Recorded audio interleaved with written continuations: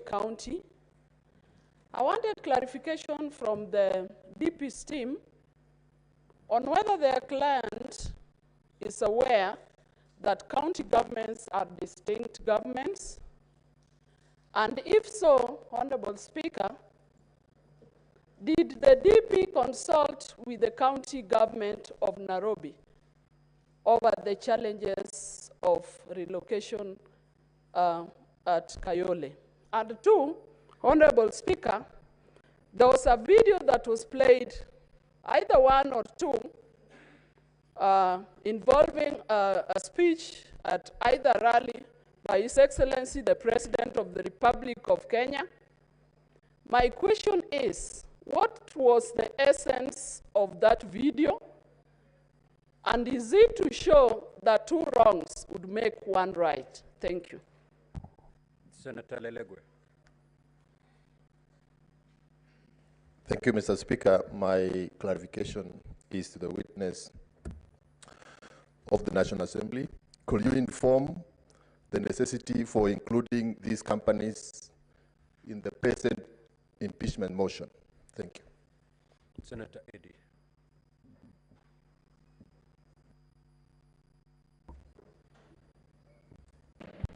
Mr. Speaker, thank you. I have one question for the witness in chief, and one clarity question from the counsel for the deputy president, and particularly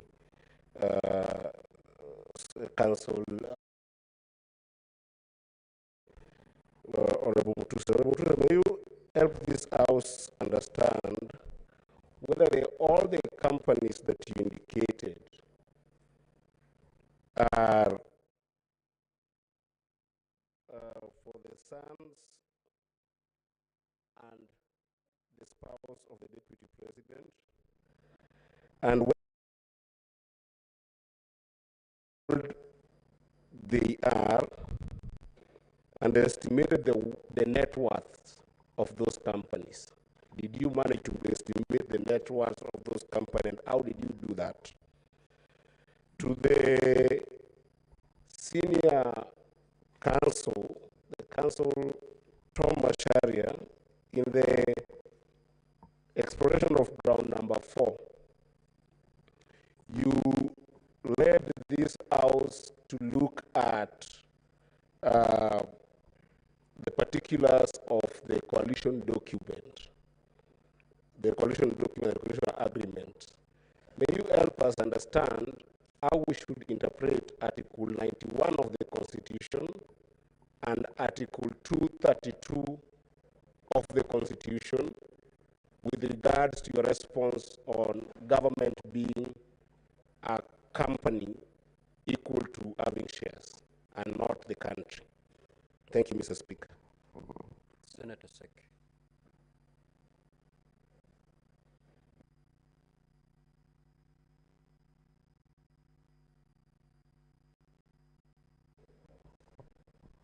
Thank you, Honorable Speaker. The question also goes to Honorable Mutuse, whether to make a clarification on the issue of Peterson Jomo, the affidavit on the Olive Garden Hotel, on the appointment of Julian Jahenda as the signatory or agent, and a letter to the Public Service Commission through the clerk of the National Assembly by volume 8A, page 1, gives a different person by the name Maka Juliana Jahenda. Why do we have different names here? You need to clarify, because it has a different person altogether, two different people altogether. Second clarification is on the issue of the award of the tender on the proposed refurbishment of the DP's residence in Karen. Honorable Mutuse,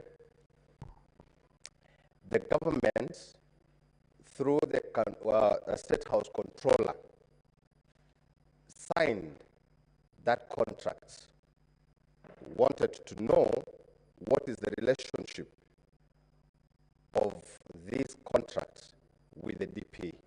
Now that you're saying it has some issues, what's all about the contract and the company that did that refurbishment? We need to know what is the relationship and what is the malpractice that has.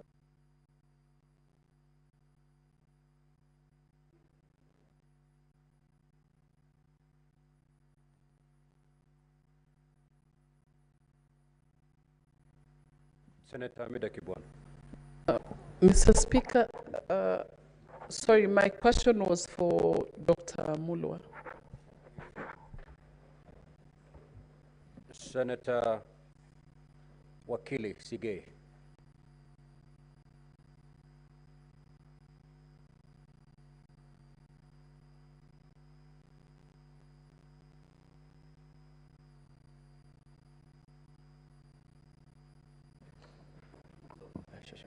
Thank you, Mr. Speaker. I've got two questions. One to the counsel for the Deputy President, and the other one, actually both for clarification by the counsel for the Deputy President. Yesterday, in the course of your cross-examination, you took us to page 410 of Volume 3.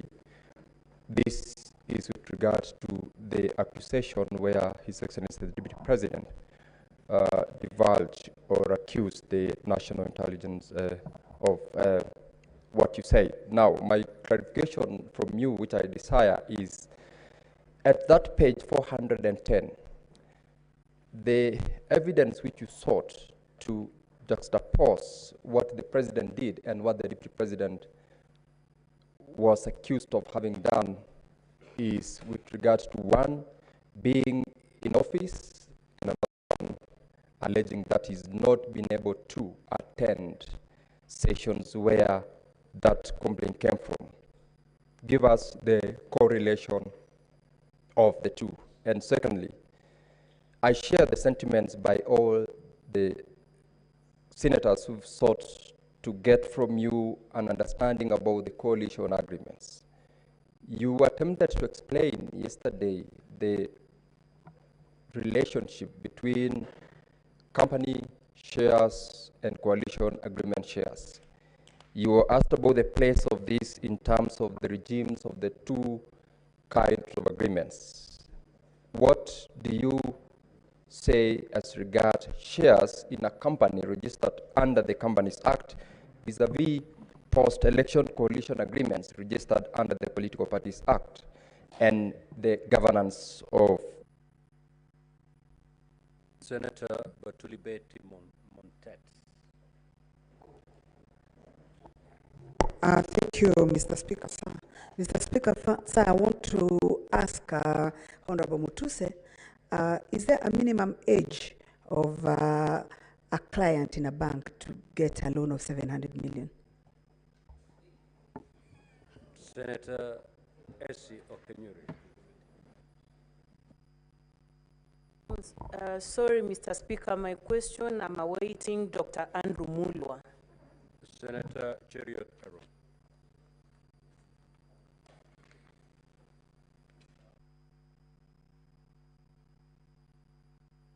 Mike, two quick questions to you, Mutuse. Is there any crime that a Kenyan will have committed if they have 20, 30, or even 40 companies? Because I see you have listed 22 companies here. Is there any crime by just owning these companies you feel that the person you accuse has committed? Second, on this issue of Vipingo Beach, surely, Honorable Mutuse, what is the crime of the sons of the Deputy President being listed as directors because I have tried combing through your motion to establish what you consider to be either an illegality or a crime on their part by simply being listed as directors. Lastly, Mr. Speaker, is to the counsel for the DP, Wakili Masharia. The clips of the then DP Ruto played by your team, could we read it to mean that it's an admission on your part that you're saying, if it was done then by a sitting deputy president, please allow the current one to commit the same at this point? And lastly, the 30% allocation to Ford Kenya in the coalition agreement in ANC, how has it been realized? Senator Margaret Kamar. Thank you, Mr. Speaker, for giving me the opportunity. I have one small question for Honorable Mluse, and that is on the witness, somebody who, by the name Peterson Jomo Muchira, who wrote an affidavit, that touches on Olive Garden Hotel. He offered himself to appear and be cross-examined on the content of his affidavit. Was he invited? Senator Kathuri Murungi.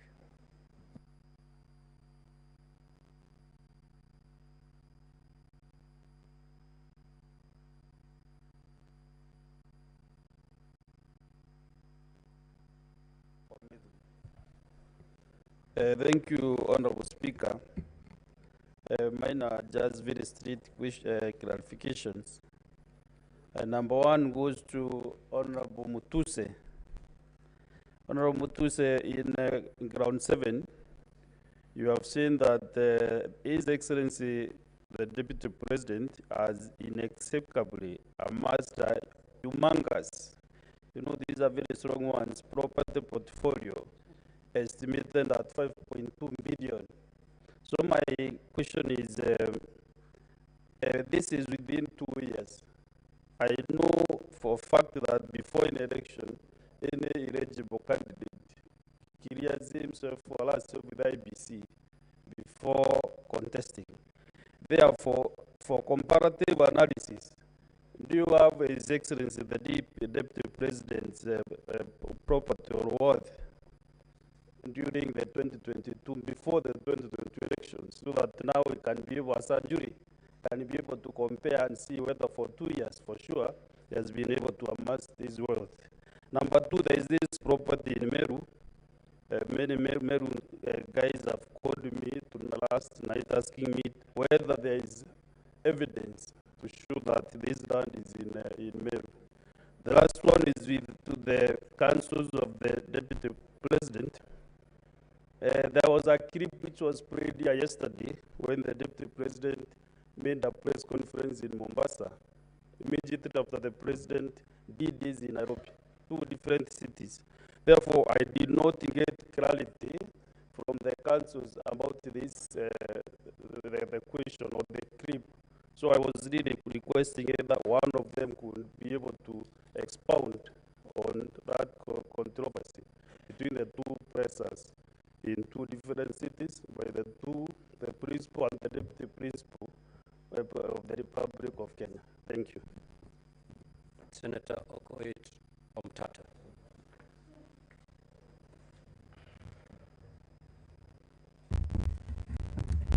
Thank you, Honorable Speaker. I have a question for the Honorable Mutuse.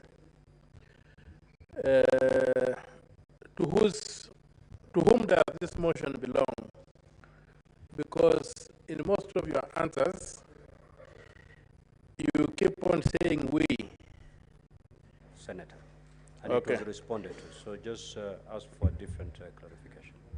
Okay, and other than that, I wanted to ask whether Honorable Mutuse knows the difference between an impeachment motion and a censure motion. And if he does, where does he place his motion? Is it a censure motion or is it an impeachment motion? And what are the thresholds for each of those two motions, if you understand the difference? Thank you. Senator Chute.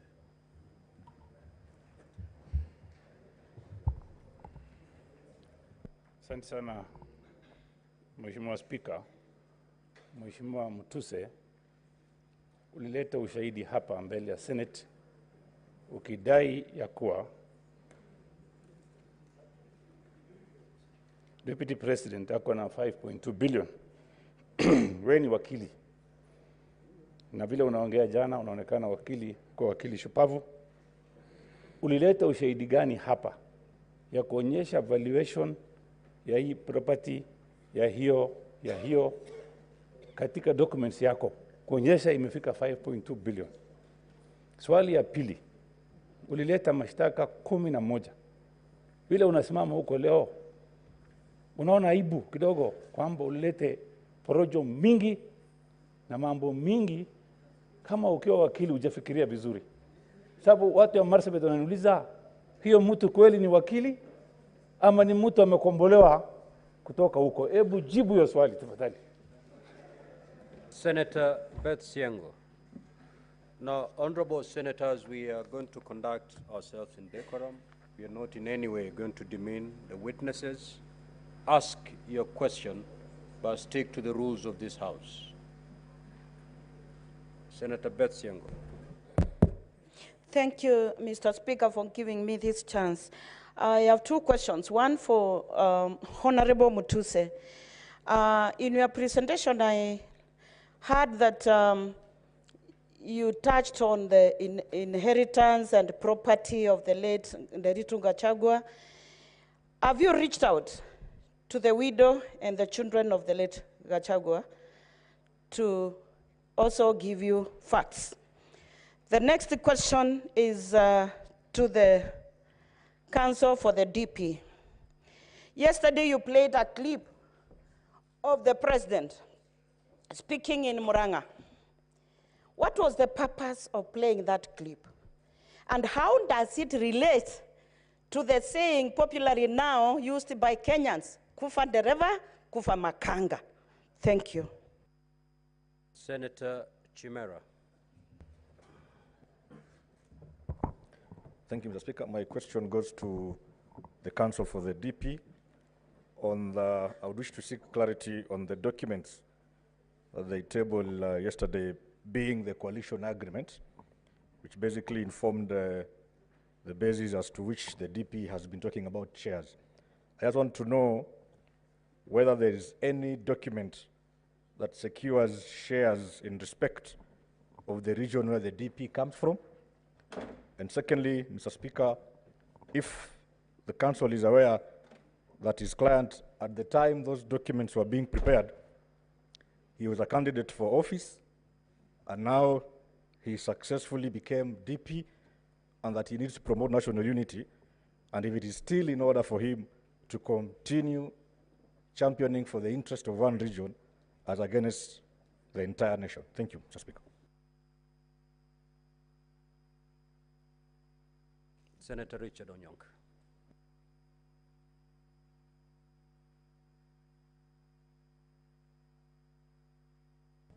Thank you, Mr. Speaker.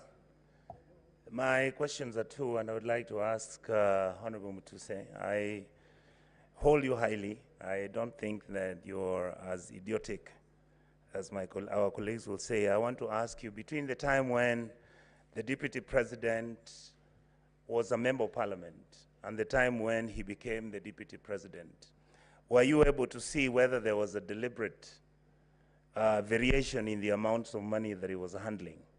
Did you see whether the money that he was handling as a Member of Parliament, for example, changed then to the money that you brought in, where you're saying that there is some money laundering taking place?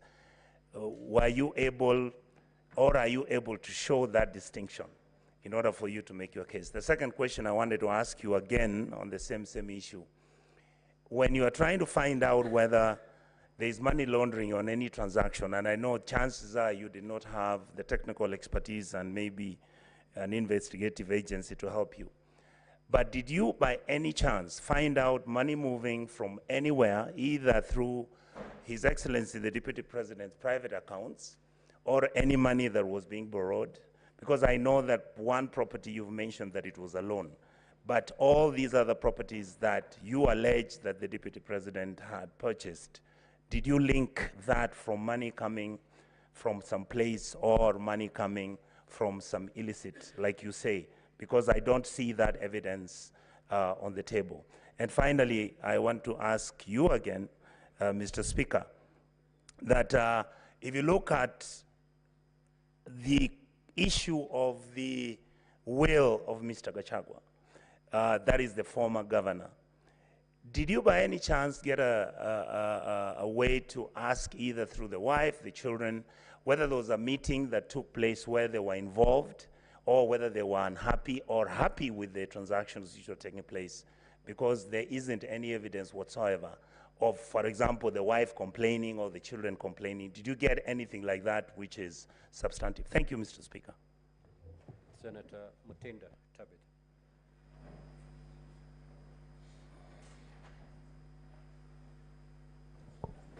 Thank you, Mr. Speaker. My two questions goes to you, Honorable Mutuse.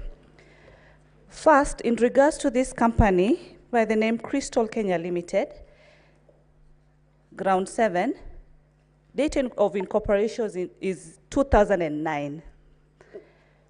And the CR12 that you have submitted to this house is for this year. Would you tell this house who was the initial director of this company? If that was so, was there any change of directorship of this company? Secondly, the one on trial is the Deputy President of this country and not his two sons. You have linked Crystal to be a proxy for the Deputy President through his two sons. Would you tell this house if you have any evidence that shows that money was wired from Crystal Limited to the account or to any company linked to the Deputy President? Senator Shakil Abdallah.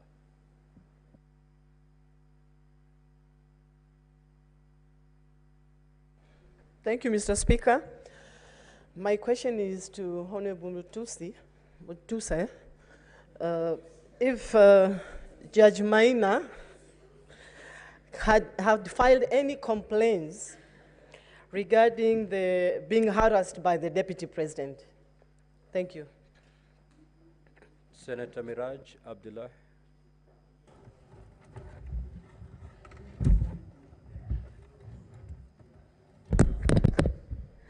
Thank you, Mr. Speaker. My question goes to Mr. Mutuse, sorry. Is it your opinion that the DP was talking about enforcing the Kenya Kwanza coalition agreement when he was speaking about the shareholding issue? And the second one goes to the DP side, that we were reminded here of the oath we took when we assumed this institution. Is it in your place to say that your client has breached his own oath even before we make a conclusion? Because we were made to read the third schedule here on justice and directly and indirectly revealing such matters, and the oath of secrecy that His Excellency the Deputy President took. In his utterances, he used to speak about not the Mlima being touched. So in the essence of national unity, don't you think that your client, the DP, or you clarify for us that he has already breached his own oath even before we make a decision as the jury of this House? Thank you, Mr. Speaker. Senator Kisang.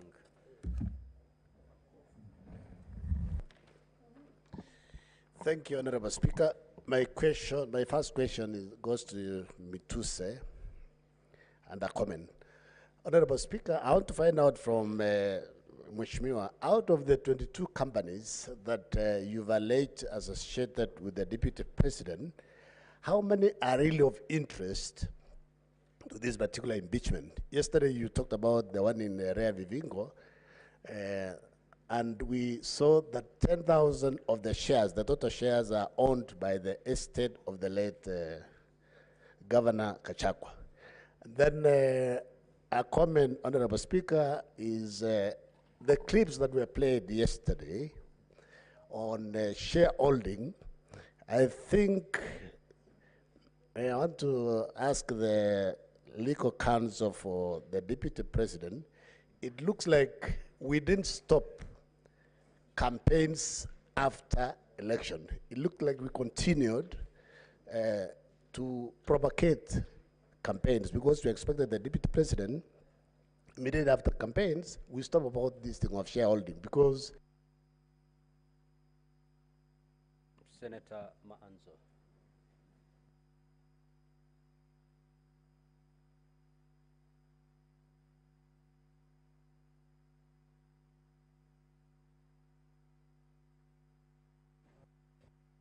Thank you, Mr. Speaker. Mr. Speaker, this would have gone to Governor Orengo, but since he said the clients, the National Assembly had given him instructions, I would like them to tell me what is the relevance of the verse they read yesterday.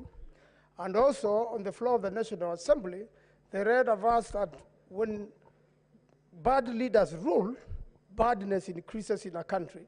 And when good leaders rule, goodness increases in a country.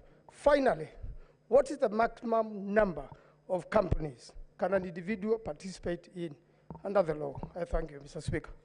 Honorable Mutuse, you may now proceed to respond. You have exactly 10 minutes to do that. Thank you, Mr. Speaker and honorable senators, for this opportunity. I have, from the questions that have come across, there are many that relate to the companies, and with your indulgence, allow me to start from there. Senator Cheriot, Senator from Marakwet, and several senators have asked why I listed 21 companies and why I said I did not have an interest in some of them. Number one, I think it is important for us to understand the context within which we are operating. I am not an investigator. And the law under Article 94, Article 95, does not make a member of Parliament, the National Assembly or Senate, an investigator. What I'm required to do is to establish a prima facie case, to establish that what is happening is outside the requirements of the law. And having been in this country and with a lot of enthusiasm in matters governance, I also know that this Senate has had opportunity to consider the impeachment of the late Nderito Gachagua. And in that impeachment, because this is a house of record, you will realize that most of the companies that I've listed were also complained about by the County Assembly of Nyeri during the impeachment of Governor Nderito Gachagua. And the complaint was specifically that there was a brother to the late governor, and the brother is one Rigathi Gachagua, who was doing all the business in Nyeri County.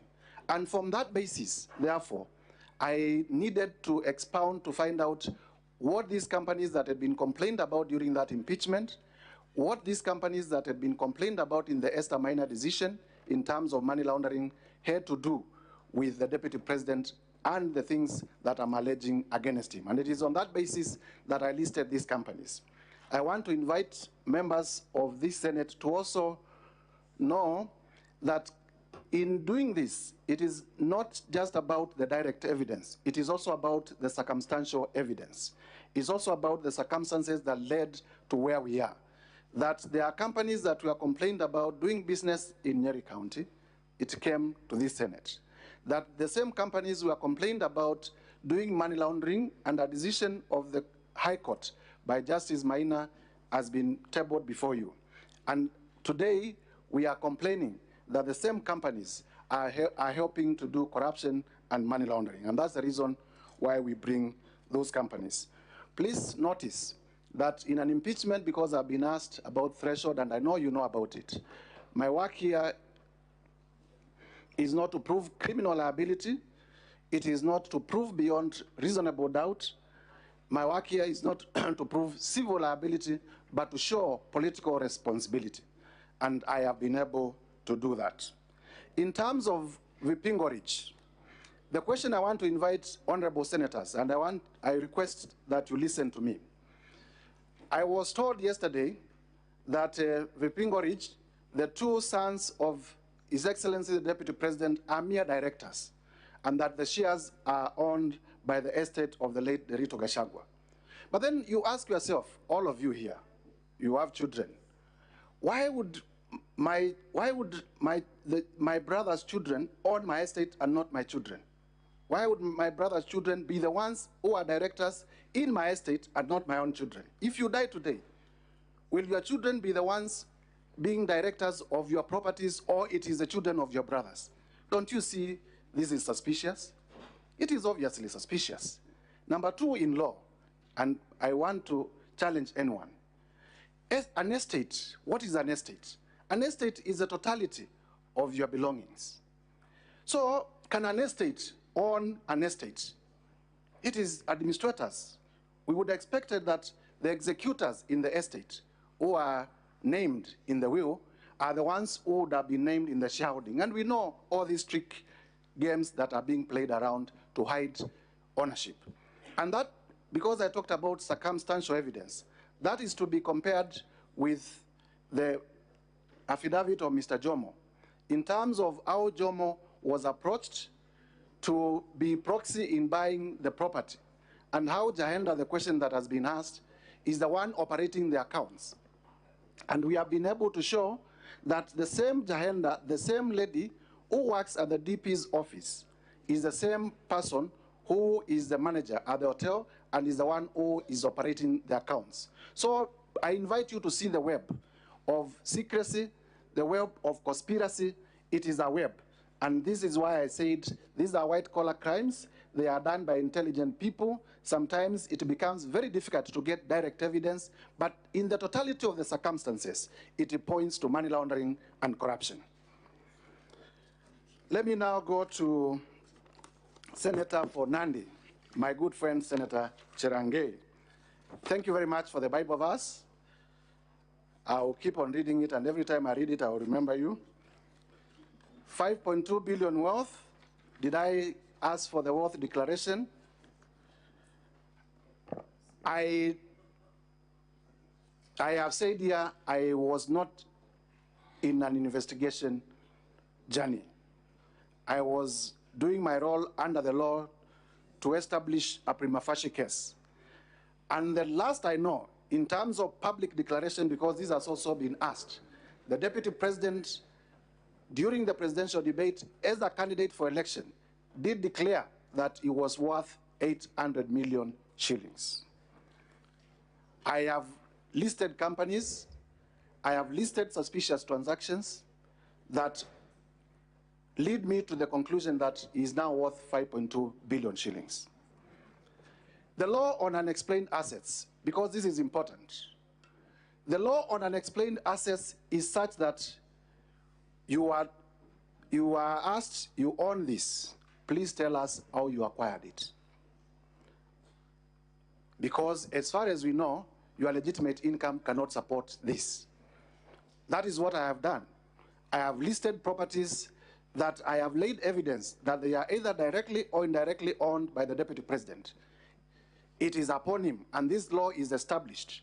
It is upon him to tell us where he got money to buy those properties, because in as far as we know, his legitimate sources of income do not support that income. Senator Kinyua, thank you for the question. Treetops Hotel is owned by KWS and therefore is a public institution. The expectation at law is that it should be, if it was to be leased, that needed to follow the Public Procurement and Disposal Act. And therefore would have expected an advertisement, a competitive process, to leading to its acquisition and leasing to a private person. There is no evidence that that was done. And that's why I allege and I approved that the Deputy President used his office to influence the acquiring of Treetops Hotel, abuse of office. Whether we have had the opportunity to discuss with the children and the widows of the late Nerito Gachagua, please allow me not to comment on that, because there are requests also, as I said yesterday, that we keep certain matters that come to our knowledge during this process in secrecy. Senator for Samburu, the necessity of including the companies, I have said. The children of the children of Rigathi Gachagua, they are in, I think one is in his early 30s, the other one is in his late 20s. Whether there is an age limit for somebody to obtain a loan of 700 million, no, there isn't an age limit, but the guess, yours and mine, how many children of that age in the Republic of Kenya would have security enough to secure a loan of 600 million? Because to secure a loan of 600 million, the bankers tell us that you have to place property probably that is 10 times more in value than that. When did they acquire that property? Number two, it is not our evidence, and this is important for me to clarify, that Abadea's Safari Lodges was acquired through a loan. It is an explanation that we have discounted. He said that they obtained a loan of 600 million, but the only document that was produced is an offer letter for the loan. There is no evidence to show that the loan was granted. There is no evidence to show any charge on that loan. And therefore, it is our contention that that explanation is not conclusive. That explanation cannot suffice. And therefore, it goes back to the Deputy President to tell us where he got the 535 million, where he got the 143 million to buy those properties, because the loan is not substantiated. Senator, in terms of Olive Gardens, we have been able to show Julian Jahenda, the one managing the hotel, and the one working in the DP's office is one and the same person. Jomo, we bought the hotel on a promise that the Deputy President, the truth of the matter is that conclude, Honorable Mutuse. Jomo bought the hotel 2 minutes to as a proxy for the Deputy President. What problem do we have with refurbishment at the office of the Deputy President? We do not have a problem with the tender, we have a problem with the priorities. Kenyans today, and the Deputy President is talking about it, are crying about services. Is it a priority to renovate the office, or is it a priority to give water to the people of Kibwezi?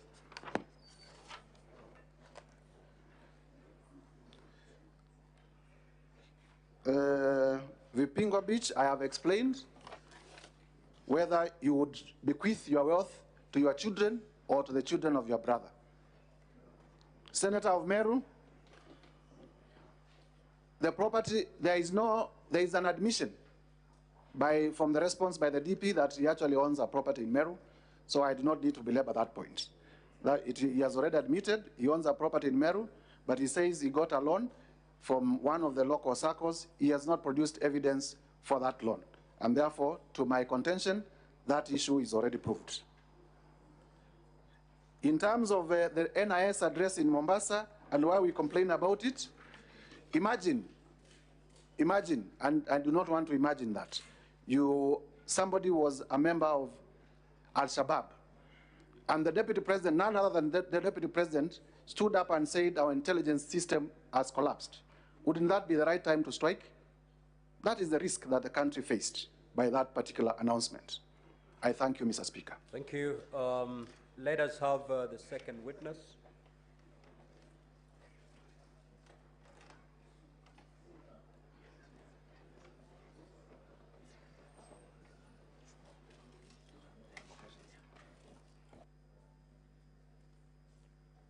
As the counsel for the DP responds or clarifies on the issues raised towards them, may we have the second witness available for purposes of clarifications. Counsel, you may proceed. Thank you very much, Honorable Speaker.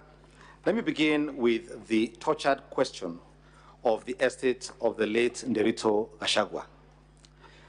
It is, I think, a shame that will stick on Honorable Mutuse for the rest of his years on earth. Counsel for the Deputy President. Yes. There are very few clarifications that were directed towards you. Yes. So I'll give you 5 minutes. You're not responding to the clarifications by Mutuse. You're responding to the clarification as sought. Those are the ones I am. Honorable Speaker, there are quite a number of clarifications, especially on this estate issue, which please allow me 10 minutes. All right. Thank you very much, Senate. Now, I began my cross-examination of Honorable Mutuse yesterday with asking him how long he has practiced law and what law he has practiced. The problems you have as a Senate, as a quasi-judicial body, are born out of inexperience of legal practice. If you had practiced any succession law, I'm answering the question. Order, Honorable Senators. I'm sorry, Senator Kavindu, just have a seat. I couldn't take that. Yes. What is the source of this? I asked him yesterday. He answered the question. Yes, Counsel for DP, what exactly did you say? I just wanted to say that the National Assembly was provided with an affidavit by the executors of the will of the late Nderito Gachagua. It is before you. It is volume number 4, stated, called the Further Affidavit of Nderito Gachagua, regarding Gachagua. It should be before you. In that affidavit, the two executors state in comprehensive detail everything concerning that particular estate. They are as follows. 1, the estate property was divided in accordance with the will. The probate matter commenced and went all the way to the end to conclusion. All issues were resolved within the court case and in a sense are now res judicata. That is issue number 1. Issue number 2, you will find in that affidavit between pages 11 and pages 19. Who sought that clarification? I was asked, the question was asked here, I think, by Senator Dulo asked. For DP, do not respond to what Honorable Mutuse said.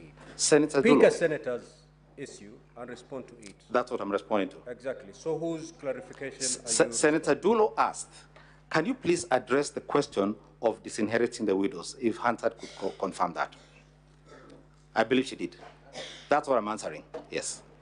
And so the will, as I'm explaining, does not disinherit the children or the widows or anybody else. It is merely because in the motion brought before you, there were properties listed in the motion that were part of the estate. That is the only reason this estate has become the subject of proceedings before the Senate and the National Assembly. So when you look at the will, as I've said, between pages 11 and 12, at page 13, if you have the document before you, this is volume number 4, there is a long list of how this estate was divided. And I won't go through it, you'll be able to read it yourself. That's number 1. Number 2, you will see an affidavit by the executors, except the Deputy President who did not sign this affidavit. These are the 2 remaining executors who have signed it, explaining between pages 4 and page 9 everything that was done in accordance with the law and in accordance with the law of succession, and that no one's property was taken away. Senator Dulo, you know our rules. Proceed, Counsel. Proceed. Yes. Now, I've been asked some questions about the issue of the Moranga video and about the shareholder agreements and whether 2 wrongs make a right. Our position is the opposite. Our position was that the address by the President in Moranga was in fact in confirmation of the agreements. The President was merely saying that they are implementing the agreements they agreed upon, and it was incumbent upon his deputy to assist his president in confirming that they were implementing the agreements. That is the purpose of the video. That is the purpose of those agreements. It is not to say kufa makanga, kufa dereva. I think Senator Beth asked that question. It is to say okoeni makanga na muokoe dereva. That is what we're asking you to do this morning. Senator, I believe Eddie, Senator Eddie Owiti, my good friend, has asked about the interrelation between Articles 91 and Article 232 and how those interact with the agreements. If I would call your attention, honorable senators, to the contracts themselves again, I don't know whether you have them. The contracts are in volume 3, and I'm referring you to page 429. At page 429, this is what the agreement said, and I'm reading, this is the primary agreement that was signed between UDA and between Ford Kenya and ANC. This is what it said. Further terms, parameters, and details of the sharing of positions of responsibility in the national government pursuant to this article shall be contained in a separate schedule to this agreement, which schedule shall be negotiated and executed before the date of the general election scheduled on 9th August. So there were subsequent agreements executed on how these shares were to be divided and to be implemented. That is issue number 1. But issue number 2, the parties gave themselves some room, and you'll see this at page 430. This is Article 22, Subarticle G. Notwithstanding the content of this article, the founding member parties hereby commit to make any adjustments that may be necessary to accommodate the development priorities of other parts of the country to ensure equitable distribution of Kenya's national resources and wealth for the benefit of every citizen and every part of Kenya. When the Deputy President takes a stand, we will be demonstrating to you with videos where both he and his boss, the President, went out of their way to say that the voting did not matter to how they were going to implement the development agenda. I think I was asked whether there are any contracts or agreements that were signed on behalf of Mount Kenya. I did not see any. We don't have any thus far. There were several parties from Mount Kenya, but they did not negotiate anything. Then an important question. The Deputy President did not say the government is a company. When you read the statements, he was making an example. It's like a company. It was a tool to explain a document. That's all he was doing. I'm pressed for time here. Yes, Senator Chariot asked a question about two wrongs making a right, and whether the current DP is conceding that because he did what the former DP did, that then he's guilty. Again, far from the truth. We are asserting, when you read the documents, the documents at page 412, this is the article where the President spoke, the former Deputy President spoke in Moyale. This is what he said. The Deputy President reiterated that he used to ask tough questions when attending the National Security Council meeting about schemes of murder. It is something that has troubled me a lot, and that is why we have put it to the Kenya Kwanza Manifesto that extrajudicial killing must come to an end. It is illegal and constitutional and offends every principle of the right of life. In law, there is no secrecy where crimes are committed or there is violation of the Constitution. The Deputy President was merely following the mentorship of the man who occupied the office before him, and it was not releasing any secrets that did not concern illegalities or unconstitutionality. So that deals with the question of oath of secrecy. I think that was asked. And because of shortage of time, I'll allow my learned colleague, Mr. Elisha Ngoya, to come and answer a few questions. Thank you very much, honorable senators, for your time and your attention. How many minutes, clerk? Mr. Speaker, 3 minutes will be enough for me. No, we need to know how much time you have. Okay. You have 2 minutes. Okay. Thank you, Mr. Speaker. Ongoya for the Deputy President. Proceed, Counsel. Thank you. Counsel. To the question whether the Deputy President is aware that county governments are distinct, our answer is simple. Governments at national and county levels are distinct and interdependent. So the constitutional architecture is not to create pigeonholes, it's to create cooperative and interdependent governments. And just to bolster that argument, you will notice that the allegation against the Deputy President on Nairobi River relocation is not that he destabilized Nairobi County government.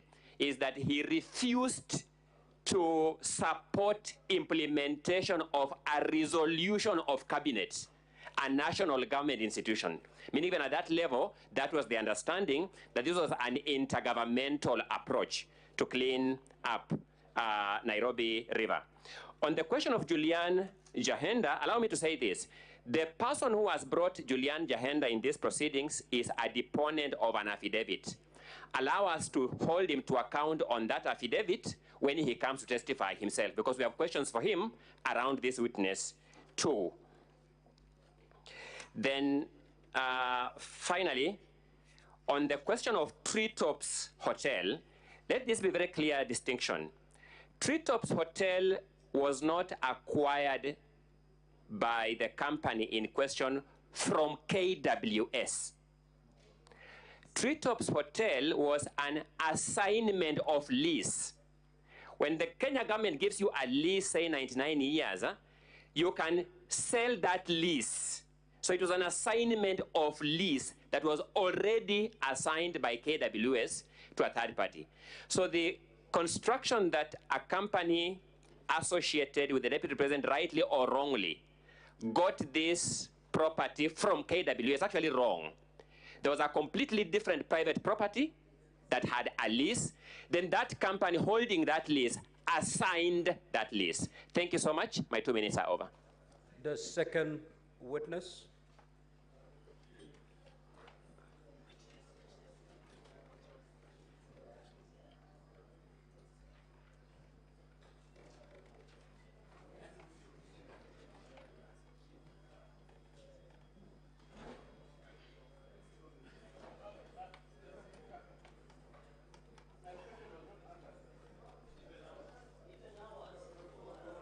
Order, honorable senators. Senator Olekina, proceed.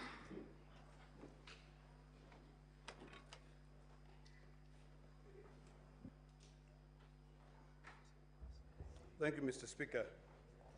Mr. Speaker, my question to Mr. Mulwa. Mr. Mulwa, if you look at the response in volume 6 by the Deputy President, the Deputy President says as follows, 4.2, volume 6, which is in page 11, in response to the allegations that you called him, or he called you, to be able to push for the bid board. He said that this is clear in paragraph 4 of the witness affidavit of Andrew Mulwa. He contradicts himself by claiming that on the 11th July 2023, I pressured him to surrender the original bid board, yet by the letter dated 5th of May 2023, KEMSA had requested for collections of the original bid. Thus, there was no cause for pressure to be exerted on Mr. Mulwa or any other person. Now, in your affidavit on page 70, you put an excerpt of your WhatsApp or communication between yourself and Dr. Rigathi, where Dr. Rigathi, it's alleged, he said, Dr. Ikunu Rigathi here, kindly contact me. When possible, there is a document for HE we are trying to collect. In the same affidavit, you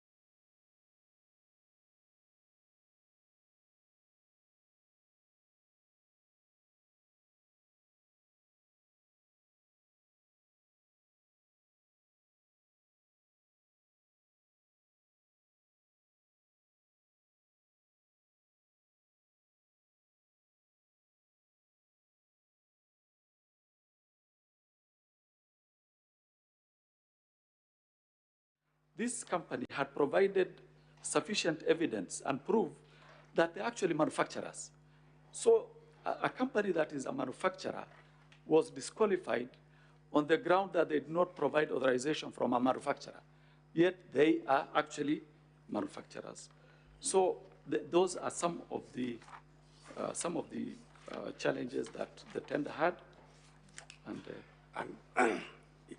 at the end of it all, what became of this tender? At the end of what happened is, after the technical committee of the KEMSA did recommend Shopika to be awarded the tender, because this tender was actually was being financed by Global Fund. So the agreement was, after the tender evaluation committee's report is done, that report is to be handed over to Global Fund, the financiers. So when that report was surrendered or handed over to the Global Fund realized... You said the evaluation committee of KEMSA, yes, made a recommendation that Shopika be awarded. Be awarded. That was the finding. That was the finding of KEMSA. That was the recommendation by the technical committee. What happened next? What happened is Global Fund decided to terminate the tender and asked an internal firm, or rather an internal organization called Wombo.org, which is the procuring arm of Global Fund, to do the procurement. And eventually, one of the companies that were actually disqualified because they were not authorized by a manufacturer ended up winning that tender, together with another firm called A to Z Textile Mills Limited. So those were the eventual winners, but that was after the termination of the recommendation by the technical committee of KEMSA. So, just to clarify to the Senate, a company which had been disqualified by KEMSA ended up being the supplier. That is correct. Following the process which was undertaken by Global Fund. That is correct. Okay. What became of the bid bond? Well, when we were investigating this, when the investigation was ongoing, we collected all the bid bonds of the firms that actually bidded, so that not only the bid bonds, but all the documents that related to the tender, so that we could evaluate and record statements. Now, the one that had issues was this one for Shopika. But when the tender was terminated, ordinarily, there would be no need to hold onto tenders, onto documents submitted by the tenderers, and they're usually returned. But for this particular one, because it was a questioned document, the CEO of KEMSA wrote to the ESCC requesting for that document to be handed over. And eventually we did hand over the document to him after recommending disciplinary action against all the officers who were involved in the tendering process, starting with the CEO, the technical committee members, the head of procurement entity. For this particular document, we have a certified copy, which we collected in case there would be need to reopen the investigation, because there could have been other offenses that could come out of the investigation. Did you hand over the bid bonds for the other companies which had participated in this? They were returned to KEMSA. They were returned to KEMSA. Yeah. Let's go to the second issue, which was identified in your invite, and probably we should start with the third one, which relates to conflict of interest by state officers and public officers. You are a long-serving officer of the Ethics and Anti-Corruption Commission. I suppose you are familiar with conflict of interest in terms of the constitutional, statutory, and regulatory procedures. Would you appraise the Senate on that aspect? Okay, thank you. So conflict of interest is actually addressed under Section 16 of the Leadership and Integrity Act, and it clearly states that a state officer or a public officer shall use the best efforts to avoid being in a situation where personal interests conflict or appear to conflict with the state officers or public officers' official duties. Now, when we talk of personal interest, we look at Section 6, which explains or rather indicates that personal interest includes interest of spouse, child, business associates, agents, or any other matter in which the state officer or public officer has a direct or indirect pecuniary interest. Basically, in practice, what happens is we also have the regulation, which is the subsidiary law of that particular act. If we look at the conflict of interest, that particular part 3 of the leadership and integrity regulations clearly specifies how conflict of interest are supposed to be dealt with by public officers. And in summary, how are state officers to deal with questions of conflict? All public institutions are actually required to maintain a conflict of interest registers, which can be inspected by individuals upon application. That is the starting point. If, for example, a public officer or a state officer feels that he is conflicted, he is supposed to declare the conflict in that particular register. And you know, the commission also has a role in that the commission is actually mandated to enforce and implement the Leadership and Integrity Act together with the regulations. Thank you, Mr. Mahmood. And did you say, did I hear you correctly say that conflict of interest extends to children, spouses, and business associates? Did I hear you correctly? That is correct. That is subsection 6, section 16. Let's go to the third issue in view of time, which is in relation to gifts. Okay, gifts.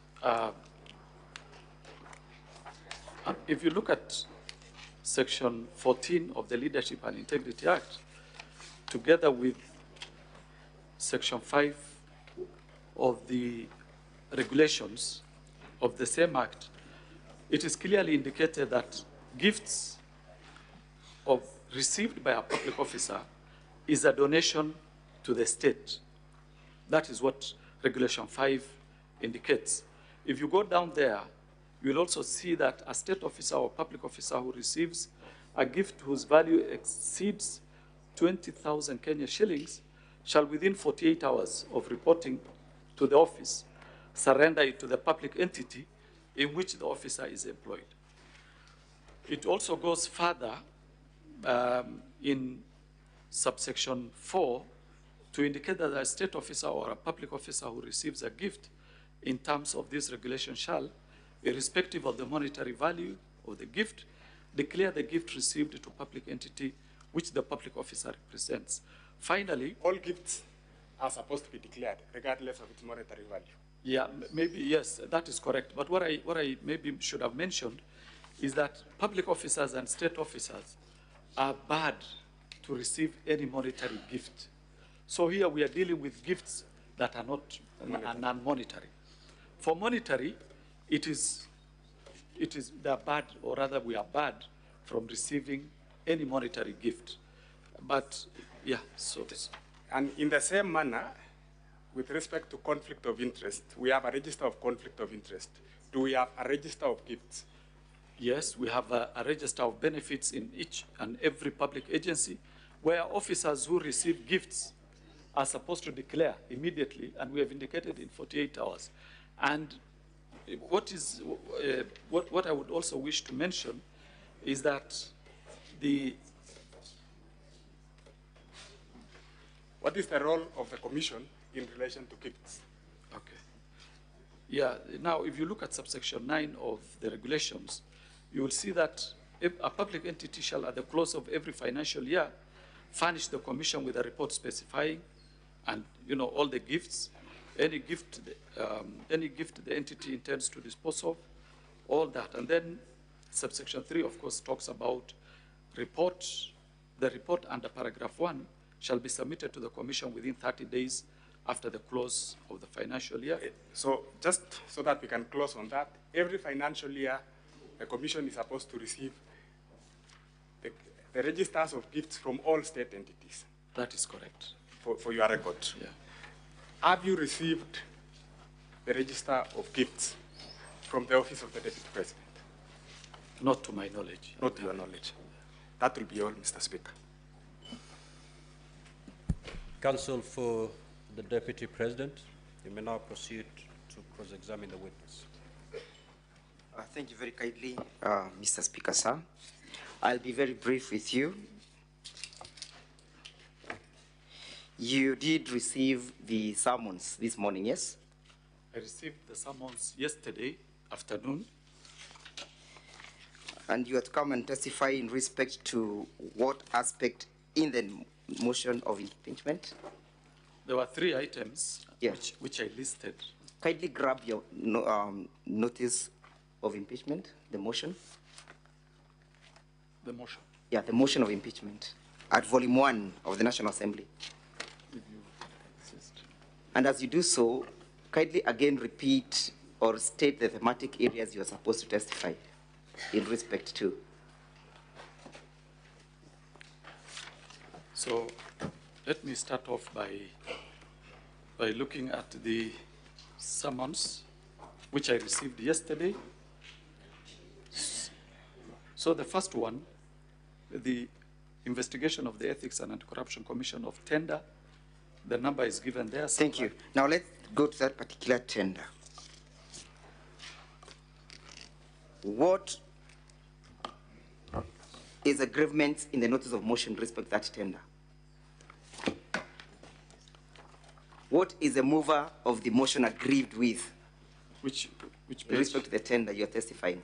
Which page? What is the mover of the motion aggrieved with in respect to this tender of KEMSA? It's a simple question. You don't need to refer. But I need to refer to the document, isn't it? So that I can read the exact. It's okay, you can be led by your counsel. Yeah. You know the motion better than the witness who's been brought to prison on a particular aspect. If you can just take him there so that Let's go to we save on time.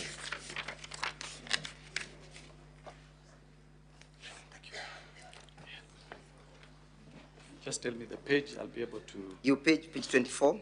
Page 24. Yes. Page 24.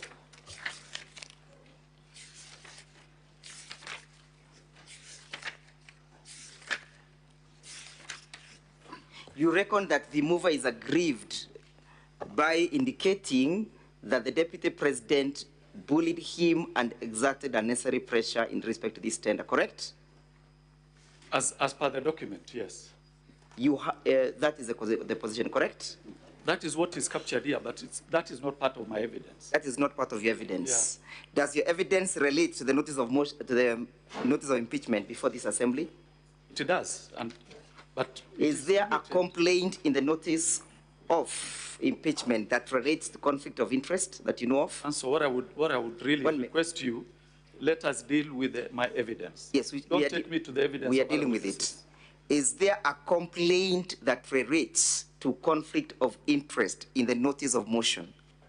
If yes, kindly point it out for the assembly to note. No, I wouldn't know because I haven't gone through the whole. You have not gone through the motion. The whole motion, I haven't. Is there a complaint that relates to gifts and how gifts must be dealt with? I want to. Do you know or you do not know, Mr. Witness? I do not know. You do not know. Yes.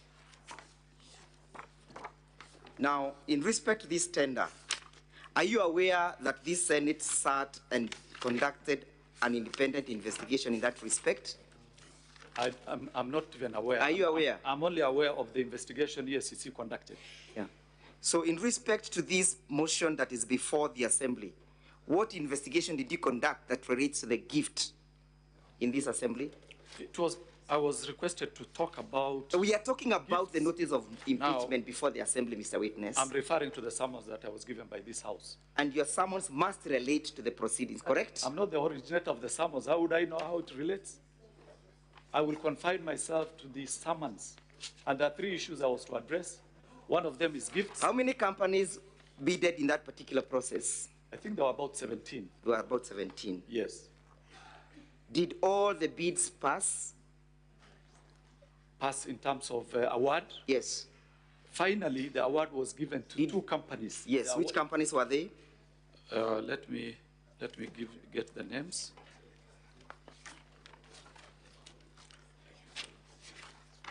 Yeah, the 2 companies that eventually won after the Global Fund conducted their own tender. Yes. One is called Tianjin Yerkol International Trading Company Mr. Witness. Yes. The other one is A to Z. Do you know what led to the cancellation of the tender? I know. Yes, what led to the cancellation of the tender? It was direct favorism to Shobika. It was direct favorism to Shobika. And you know... Please get hold of the volume 3 of the documents by the Deputy President. Sorry? You get hold of volume 3. Counsel, you may assist me. Volume 3 of our bundle of documents. And as soon as you get it, you go to page 221.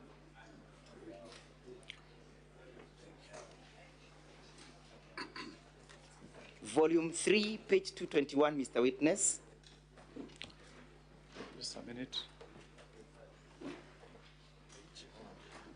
And as soon as you grab it, you go to paragraph 100.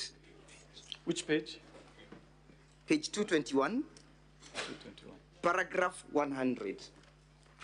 Volume 3. 221, just 1 minute.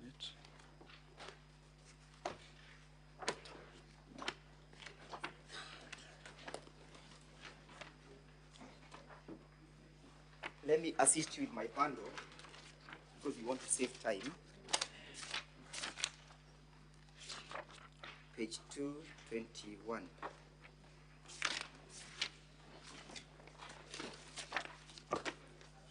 Which Look paragraph? At paragraph 100. Paragraph 100, yes. I'm there? Yes, paragraph 100. I'm there. Yes, can you read what the report indicates? In its report, dated 25th April 2023, Global Fund noted that KEMSA had failed to apply the evaluation criteria consistently to all bidders and that none of the bidders met the minimum requirements. So what is indicated that none of the bidders met the minimum? Requirement, yes. Let's go to page 221, 222. Now, 222. At paragraph 106.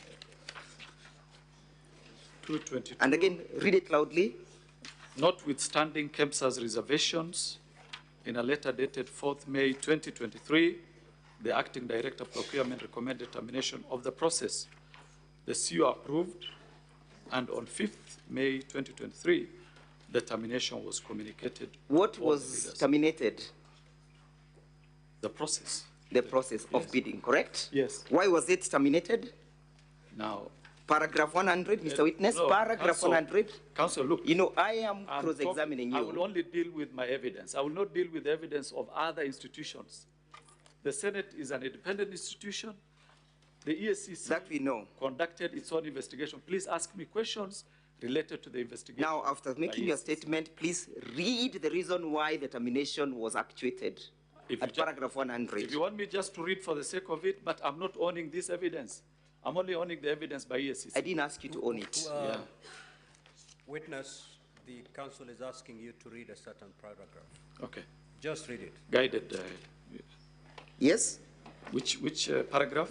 I have asked you to read paragraph 106, correct? Yes. About the terminations, correct? Yes. And I've asked you to state for the assembly the reasons why the terminations is being recommended, correct?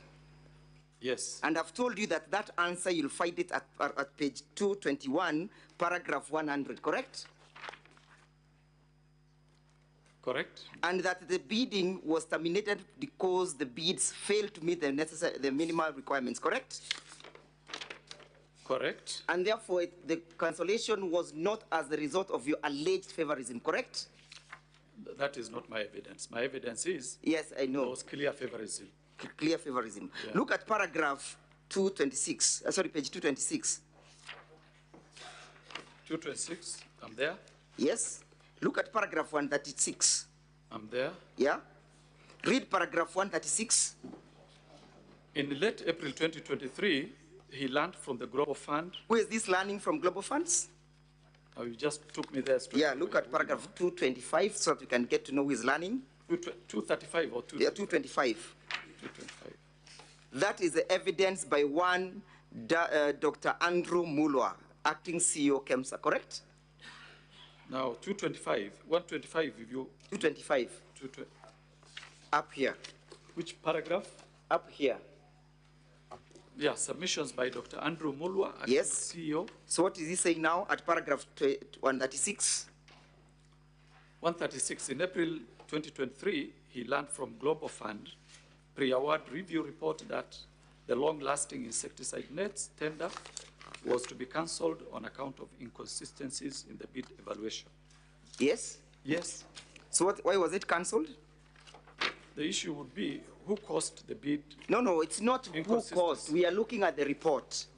What does it indicate at that paragraph, the issues of the cancellation? Paragraph 136? Yes. On account of inconsistencies. It speaks to the fact that the bid or the tender was cancelled, correct?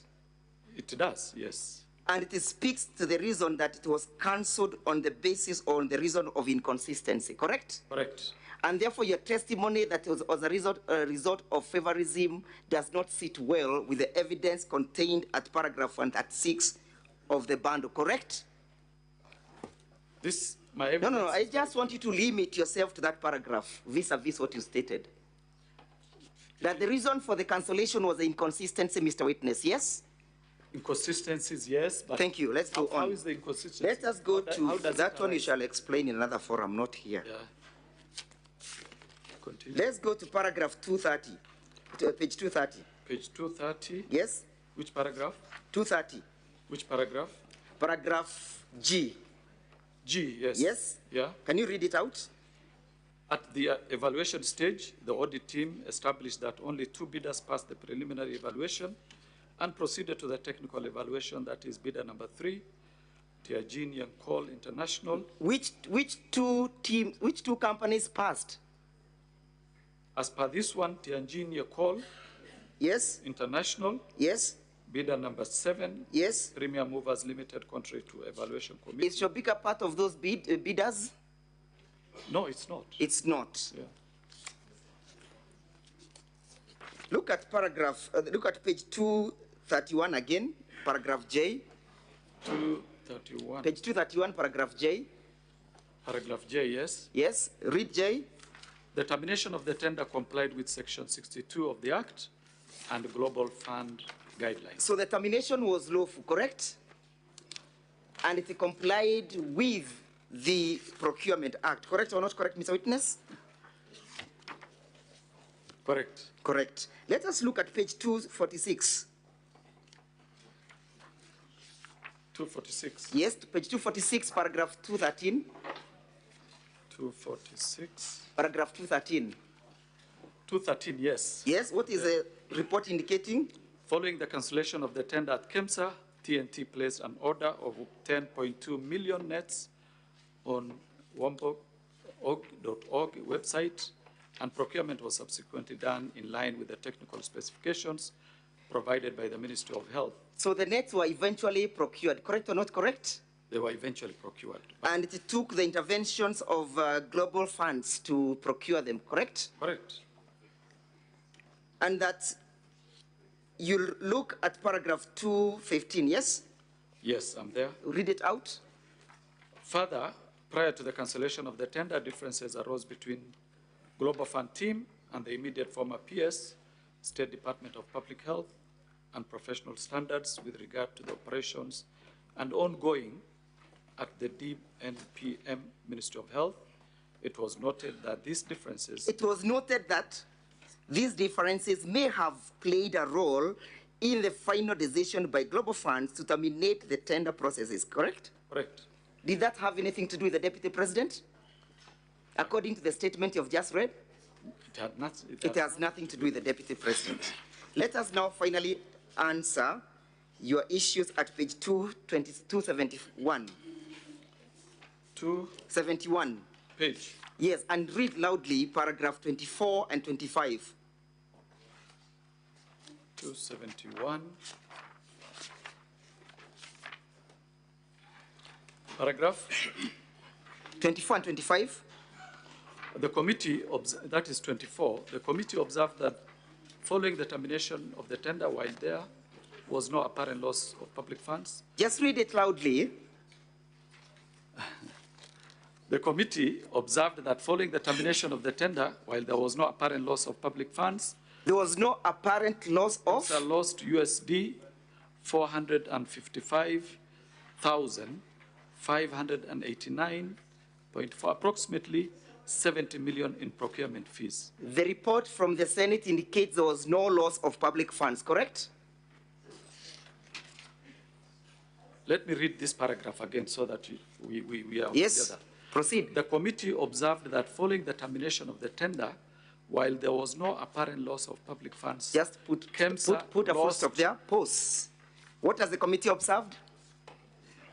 You don't want me to finish the yes, sentence? I'll lead you to that other part. Okay.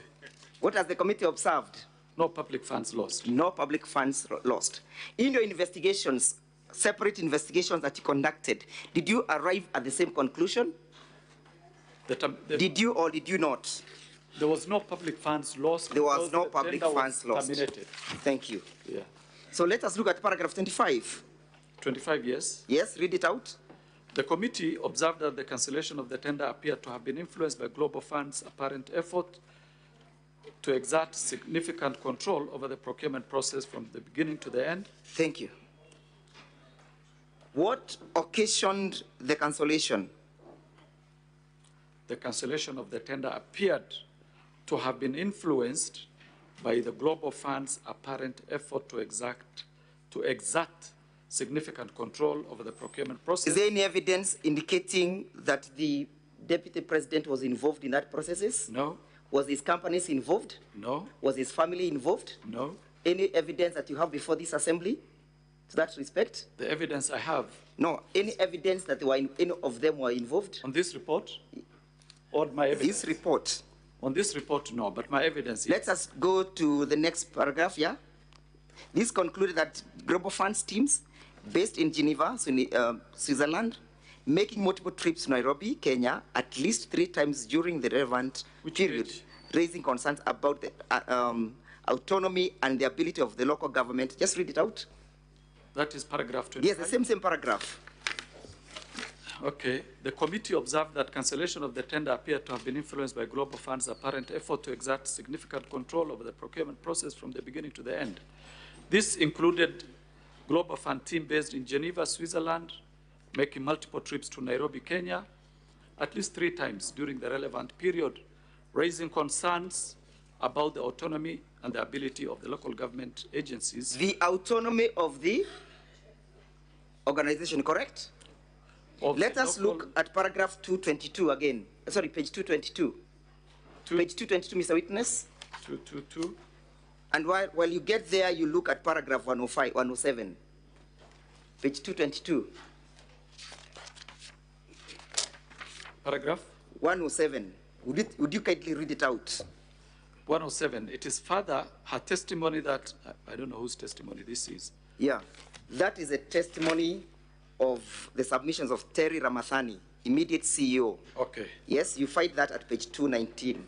Yeah, but now I'm interested in paragraph 105, 107. It was further her testimony that the authority had struggled to maintain its autonomy. The authority has struggled to maintain its autonomy, yes. Owing to the undue influence. Owing to undue interference. Interference by the Cabinet Secretary. From the Cabinet Secretary for Health, yes. Post Who was the cabinet secretary for health at the time in issue? Oh, we can check that one. Yeah, who was? This regime has only had two cabinet secretaries. Let me just confirm from my records here. Because she did a letter to us, so. Counsel Jiro. The name is just hold on, witness. This is Wafula. Hold on, Mr. Abdi. Yes, sir. Counsel Jiro. Yes, Mr. Speaker. I thought when you're cross-examining a witness, you cross-examine on the evidence they've given. You totally abandoned his evidence. Those are not the rule of cross-examination, Mr. Speaker, sir. I respectfully beg to differ. The reason why the witness has difficulties. He doesn't have difficulties, Mr. Speaker. No, he has. He has. No, I am asking him to read. Okay, I will be guided. Proceed, if that's your line of argument, proceed. Thank you for giving the latitude. Who was the cabinet secretary at the time the bid was being cancelled? She's Nakumicha. Wafula. Has the Senate found that what occasioned all these cancellations of these tenders was the loss of the autonomy of KEMSA? I would want to confine myself to my evidence. I know. At this time, I wouldn't want to talk about the evidence. Okay, then read that paragraph. Just read for me. Which paragraph? Paragraph 107. And I want to finish up with you. Okay. Paragraph 107. It was further her testimony that the authority had struggled to maintain its autonomy owing to the undue interference from the Cabinet Secretary for Health.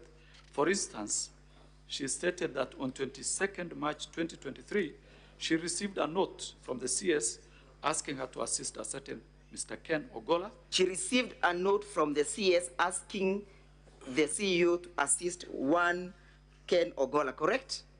As per this statement, yes. Have you seen any company associated with the Deputy President being accused of these interferences? No. Let's go to your bundle as I finish up, volume 8A. Any evidence from volume 8A that you've brought that links that links the Deputy President's company to the cancellation of the tender? Yes. Look at your paragraph, look at your letter dated 23rd September. Your letter dated 23rd September, and look at the recommendations. Yes. What are you recommending? We are recommending for admin action against the KEMSA officials and the Ministry of Health officials.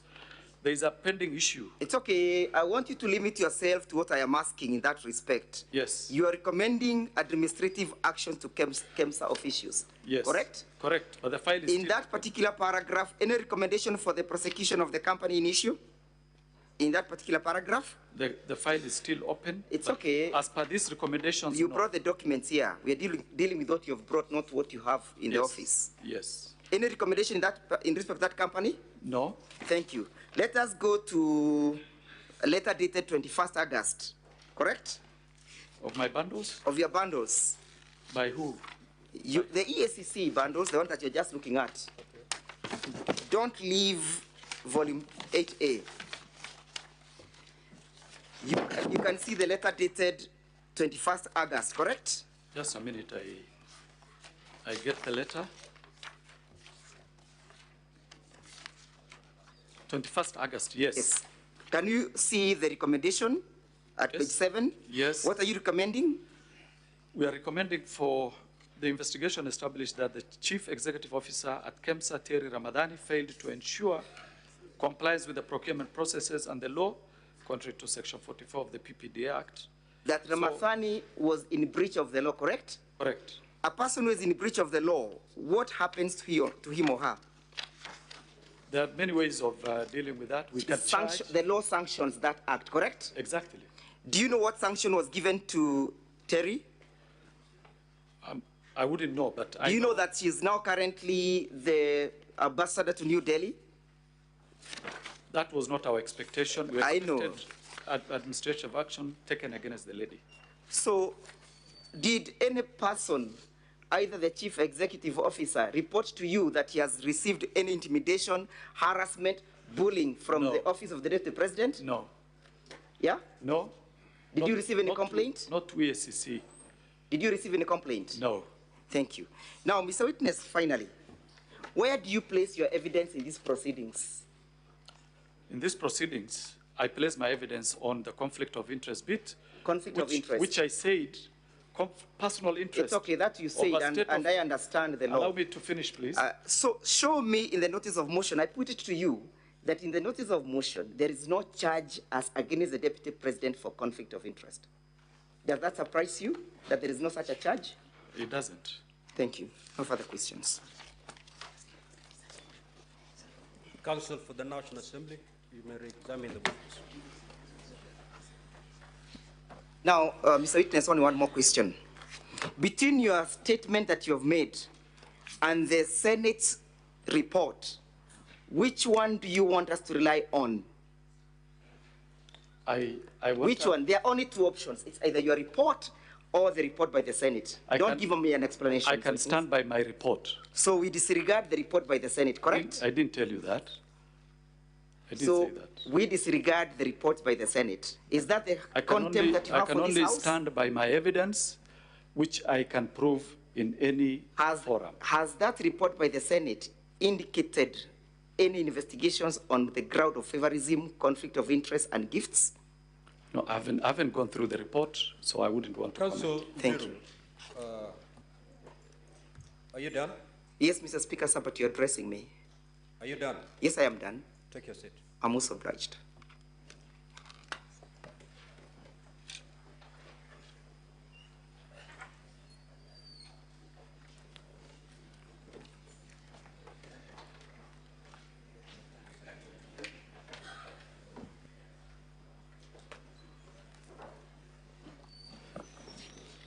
Mr. Speaker, I believe I had around 4 minutes, 5 minutes.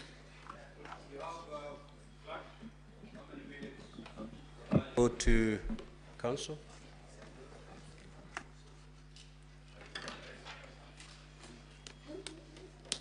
Now, I'm afraid, counsel, your time is up. However, you have 2 hours to cross-examine the Deputy President.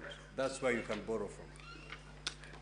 Mr. Speaker, I wish to borrow 10 minutes in respect of this witness. Laura, proceed.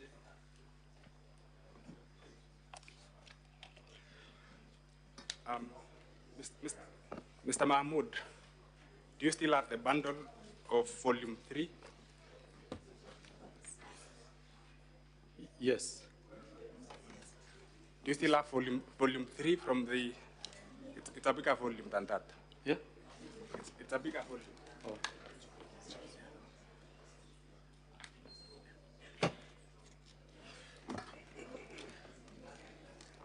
Let me take you to page 236 of that report.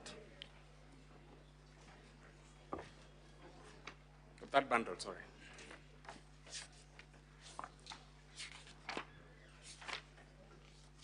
$236. 236. Yes, I'm there. You're there? Yes. Go to paragraph 188 and inform the Senate. I'm there.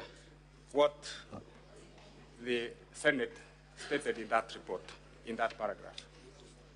So 188, at the financial evaluation, the evaluation committee, the following bidders, the evaluation committee, I think there's a word missing, the following bidders for award. Item 001, that is mosquito nets treated, rectangular polythene. Number 1 is Shobika Impex Private Limited. Piece. So bidder number 2, Shobika Impex Private Limited, was recommended for award at a price of USD 9 million. Correct. So there was indeed a recommendation by the evaluation committee for an award to Shobika Impex. Correct. And it is contained in the report of the Senate. Correct. Confirm also that what you've been taken through by my learned friend are the various testimonies of the witnesses who appeared before the Senate. And those testimonies ran from page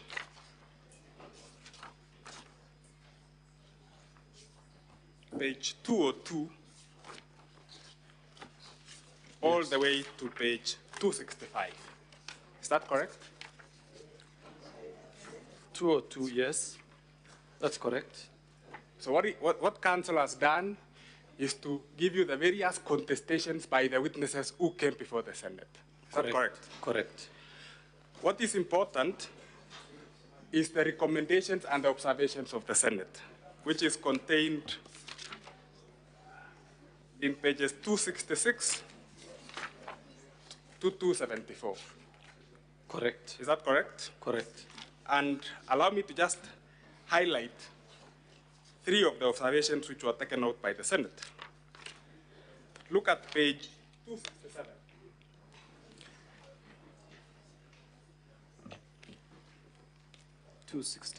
Page 267, under the rubric. Yes. Which in paragraph? regards to the tender specifications. Which paragraph? Page 267, title B. Title B, in regard to the tender specifications. The Senate picked out the tender specifications as an issue, which emerged, correct? Correct. Go to page 268. I'm there. They also picked out the issue of extension of the tender. Yes. And in particular, read to the Senate, paragraph 16(1).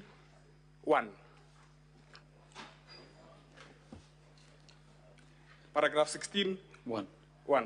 The sequence of events leading to the extension appeared solicited and mischievous as evidenced by the following. The Senate is saying that the extension appeared solicited and mischievous, and they then go ahead to give reasons. Yes. 6 reasons, actually. Sure. Hyphenated. And then they also pick out under D the manner in which KEMSA evaluated the tender. Is that correct? Correct. So this report of the Senate rhymes with your observations in all material respects. Is that not so? Correct. At paragraph E, the Senate then discusses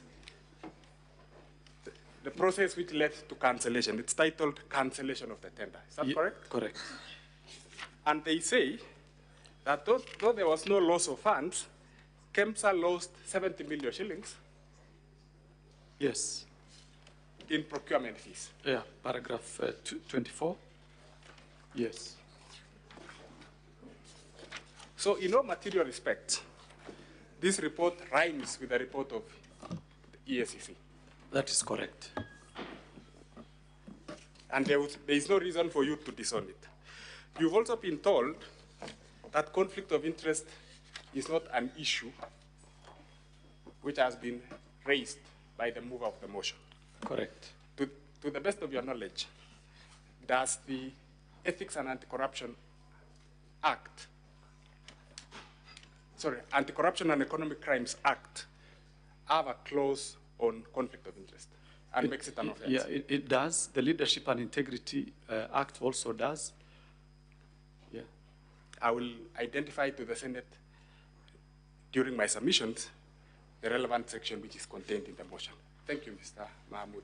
And we wish to close with this witness, Mr. Speaker, sir. Thank you. We will now move to allow honorable senators to ask questions or seek clarifications.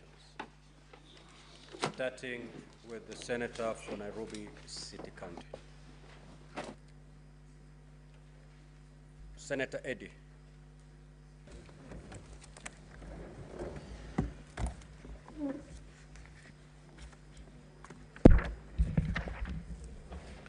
Mr. Speaker, I've got 2 quick clarification questions, one from the witness and then one from the counsel who cross-examined the witness.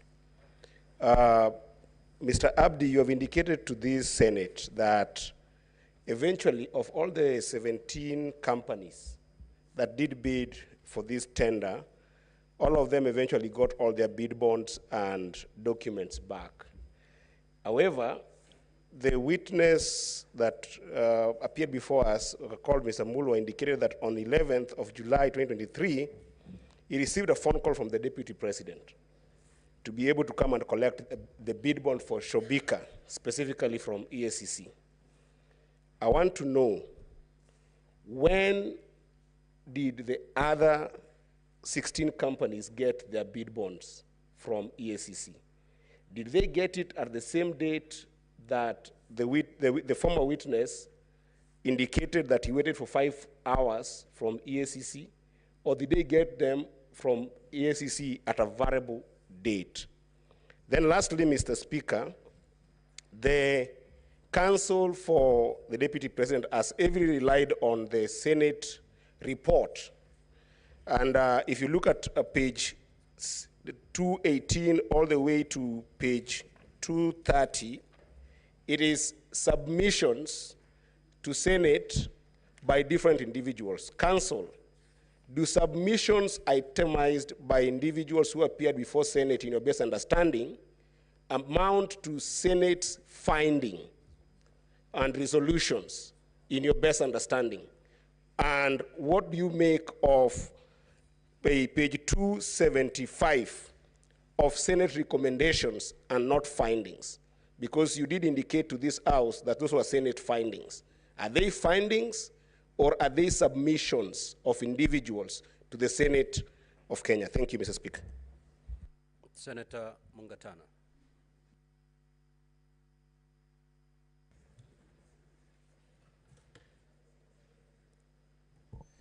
Asante sana Bwana Spika. Swali langu kwa mshahidi. Umeelezea bunge la Senate ya kwamba wafanyikazi wa serikali hawakubaliwi kuchukua pesa kama zawadi. Lakini wafanyikazi wa serikali wanakubaliwa kuchukua zawadi aina ingine. Na tena ukasema katika EACC kuna orodha ambayo mnaorodhesha kila kitu ambacho kinachukuliwa na mfanyikazi yoyote wa serikali. Tunajua kwamba makamu wa rais amekuwa mbele ya Kenya nzima akasema amepata ng'ombe kutoka kwa marafiki zake wa bonde la Ufa kama zawadi. Mimi nataka kukuuliza na uelezee hii bunge yetu ya Senate. Je, uko na orodha ya yote ya hizo ng'ombe za maziwa ambazo zilipatikana, ambazo anasema aliziorodhesha? Hiyo ndio swali yangu kwako. Asante. Senator Jesang Alan.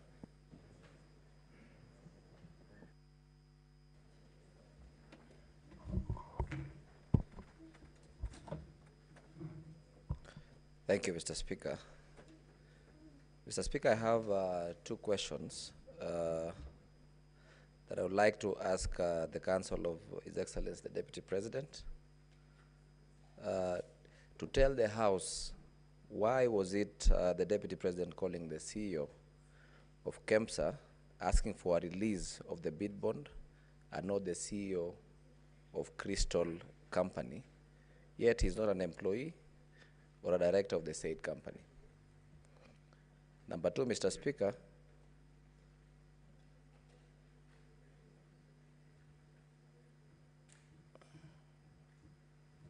number 2, I equally want to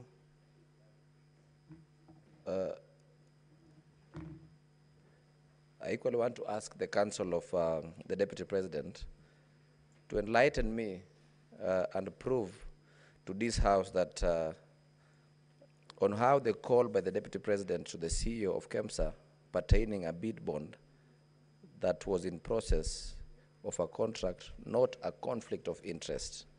And lastly, Mr. Speaker, I'd also like to ask the Council if the Deputy President knows that he's not a regional leader, but a national leader. Thank you, Mr. Speaker. Senator Fatuma Dulo.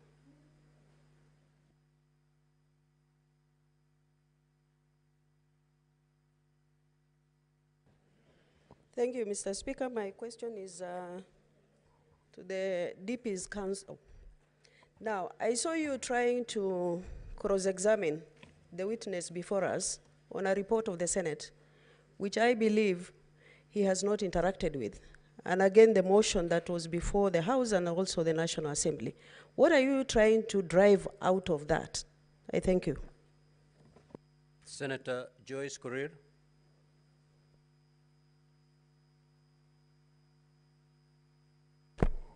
Yeah, thank you very much, Honorable Speaker. My question is, I wanted to know what informed the extension of time, the change of dates from the extension of time from during the procurement process. Thank you. Senator Karungo.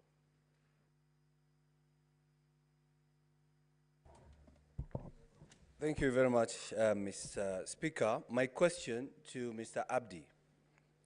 You receive a letter from the Health Ministry on 11th May 2023. Then in your wisdom, you replied 16 months later, when the CS has even left the office. My question, and that is 5 months after the Senate looks into the issue and comes with a report. Are you part of the conspiracy? Don't answer me, answer your children. Senator Sigei.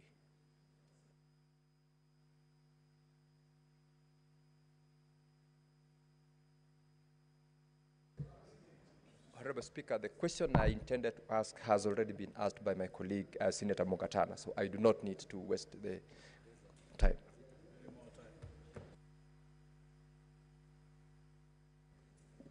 Senator Kibwana.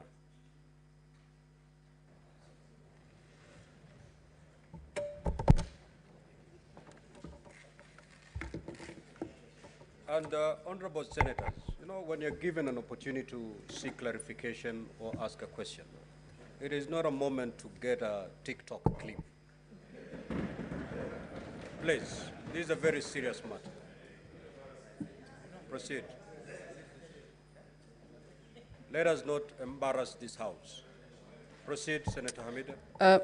Thank you, Mr. Speaker. Mr. Speaker, to Mr. Abdi, I just wanted a clarification whether EACC, when EACC conducts the investigation, are they guided by other investigations?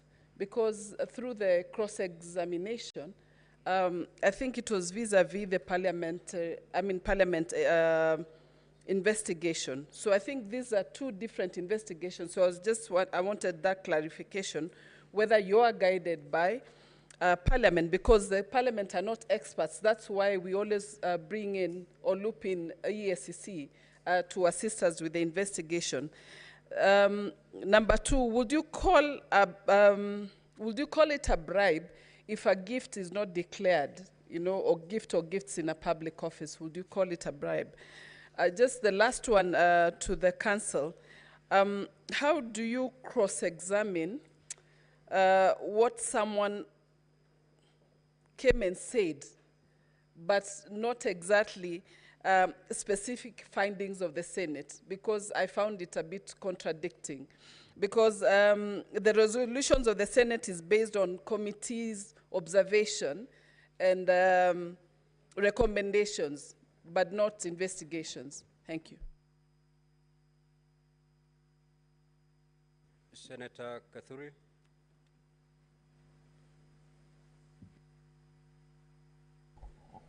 Thank you, Honorable Speaker. Honorable Speaker, mine is not to the council or to the witness, but to the remarks which has been given out here by Senator Karungo Dhangwa. Mr. Speaker, I don't know whether you heard what he said, and I do not associate myself as a senator, honorable senator, with those remarks. to a witness appearing before the Senate that please don't answer me, answer your children. Mr. Speaker, that should be expunged from the records of the Senate and from the answer, Honorable Speaker. Order, Honorable Senators. Senator Karungo, that is unparliamentary and totally out of order. Proceed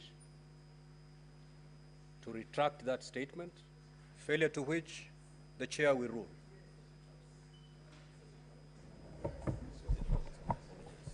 Mr. Speaker, as I withdraw, this session is viewed by everybody. At home, our children too. Mr. Speaker. Senator Karungo, I never give you an opportunity to make a speech. Retract or you allow me to make a ruling. Okay, Mr. Speaker, I retract. Take your seat. I withdraw, and please answer me. Take your seat, Senator Karungo, please. Senator Keroche Tabitha.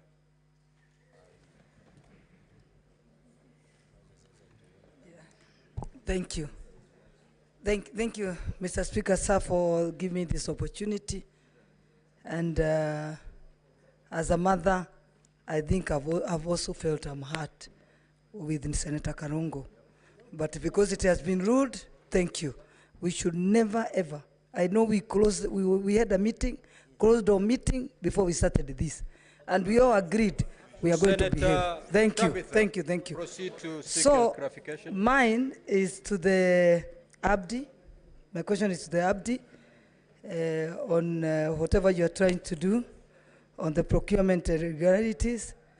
But my question is, are you doing to the others, because there are a lot of complaints on the procurement departments in all the ministries.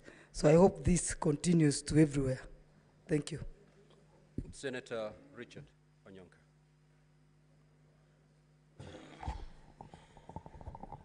Onyonka.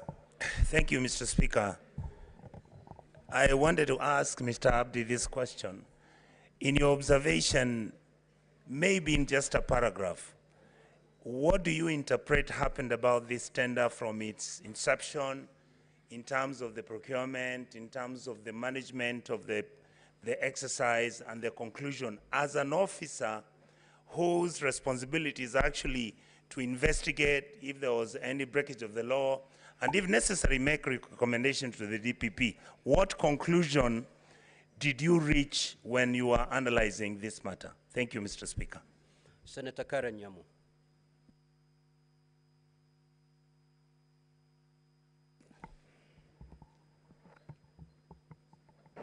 Thank you, Mr. Speaker.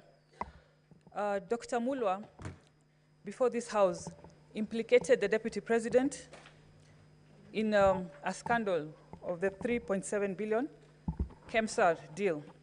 In your own investigation, can you corroborate what Dr. Mulwa has claimed before this House? Thank you.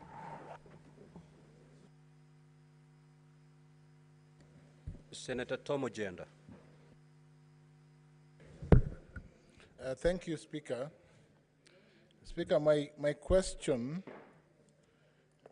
is different. I want to ask the previous, the advocate who spoke or presented the Kenya Kwanza agreement, my learned friend, to clarify a few issues. Mr. Yes, Counsel, can you clarify from the agreement, the Kenya Kwanza agreement, whether there are any shares for the following counties? Please note this. This is important. Kisumu County, Siaya County, Migori County, Homa Bay County, Kitui County, Mombasa County, Vihiga County, Mandera County, Marsabit County, Trans Nzoia, West Pokot, Lamu, and Nairobi County. I just want to know whether, and this is important because the legal crinkum crankum, the twist and turns in this is that you will then interpret, Counsel, whether the agreement violates Article 210(2)(b) of the Constitution, inclusivity, diversity, discrimination, and the obligation of the President under Article 131. Lastly, Counsel, please just tell us whether, in your view, the relationship between the Deputy President and the President, because you played the two clips under Kenya Kwanza, has broken down irretrievably. That will help us. Thank you. Senator Essie Okenyure. Thank you, Mr. Speaker. I would wish to seek more information from Mr. Abdi on was it in order for the bid bond document to be released while there was an ongoing investigation? And secondly, did EACC clear Madam Terry Ramadan as the ambassador? Thank you. Senator Enoch Wambua. Thank you, Mr. Speaker. Mr. Speaker, a few things to clarify from EACC. One, did you find it necessary to record a statement from Crystal and Shobika in that probe? Because they had been mentioned.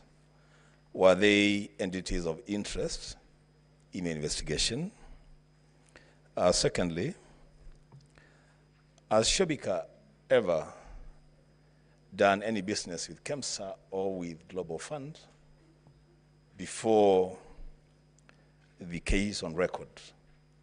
In your own investigations, did you find that? In your letter, I see you have recommended administrative action against the CEO, the acting director of procurement, and 2 procurement officers. I see no recommendation of any action, not necessarily by KEMSA, against Crystal or against Shobika. And I think that's in line with your own recommendation that in this case on record, there was no public funds lost, and eventually the bid was returned. So in your own investigation, what is at issue here? I thank you. Senator Mofaya. I don't know whether this, Honorable Speaker, I want to know from the witness from the EACC. I've listened to his evidence, and I would want to know, on behalf of the whole House, whether the contract for mosquito nets, which was drawn out of interference, because I have captured those confessions from him. So my question is, Honorable Speaker, can he connect the company associated with the DP, with the withdrawal of that contract? Number 2, Honorable Speaker, I have also listened to Mr. Murwa, Dr. Murwa. One would want to know, is it normal for ordinary CEO to come and camp in your office for 5 hours? Senator Muma. Thank you, Honorable Speaker. My question to the witness is that we've been told by Dr. Mulwa that the people of Kenya lost money, they lost time, they lost the number of nets they were going to get, and services to people. Now, does EACC end at just saying you recommend administrative action? Now, who takes responsibility for the loss of all of that the people of Kenya did? And what responsibility is taken in respect of tinkering with the procurement in order to give it to the wrong person for it to be found not to have been correct? Honorable Speaker, one more question to counsel. Now that Professor Ojenda has asked, I want to take opportunity to ask Counsel Macharia, you referred to the Political Parties Act, Schedule 3, as the instrument with which you allege that the shareholding, in your view, that was being spoken about is contained in the coalition government of Kenya Kwanza. Can you give us the exact provisions of Schedule 3 of the Political Parties Act that says that shareholding can be done on development projects in Kenya? Senator Mugo. Senator Mugo.